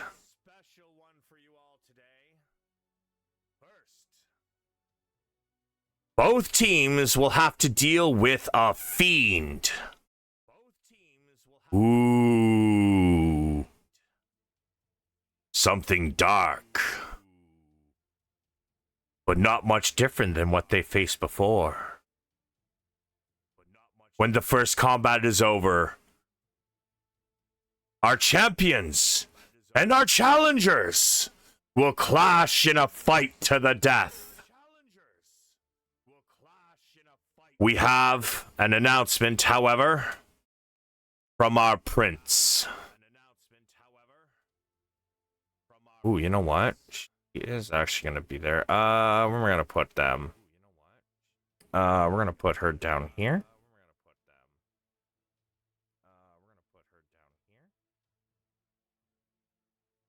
We'll put you here. Oops.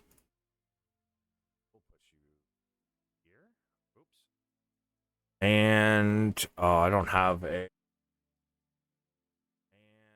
I will have to make another token for that.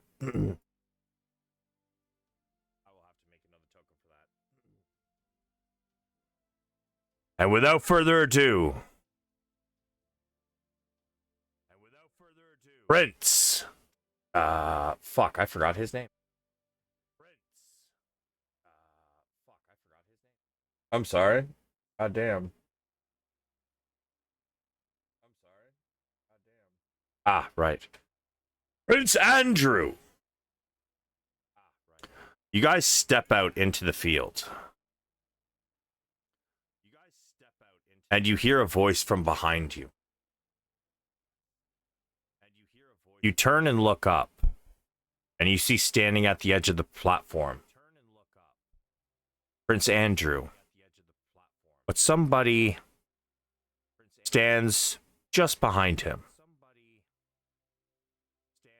Chuck, your daughter stands near the prince. You'd mentioned before that she had a life here. She worked for someone. Her proximity to the prince has now led you to believe that it is him. If anyone intervenes, they will be arrested and spend 2 years in the fields on the underside of the rock. The crowd kind of goes silent. I believe this to be a fair fight, and I will see it remain as such. Now, let the games begin! And that is where we're going to end our session for the night. Nice.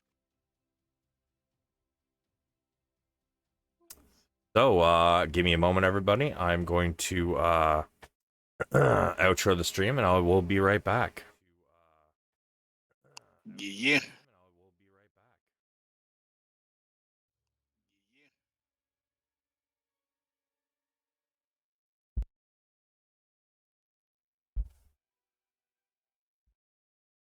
So, thank you everybody for coming and hanging out tonight.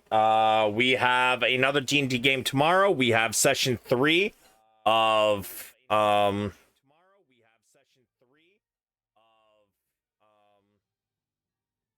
and Below, the Shattered. I don't know why I always forget that name. Phandelver and Below, the Shattered Obelisk. We have session 3 coming at you, and I think they're gonna finally make it to Phandelver. And we're going to see what is in store for them in this town. What darkness it hides. But what else I got going on? We got video games Saturday, Sunday, and Monday. I might play Tarkov PvE. I might play Mecha Break. I might do a bit of both each day. Just because, you know, nobody really wants to watch PvE. And I get... I like Mecha Break, but I need to play that shit with friends for it to be real good. So... we're gonna be doing that this coming next few days, so hopefully we will see you there. Remember, everybody, be savage or go home. Pieces.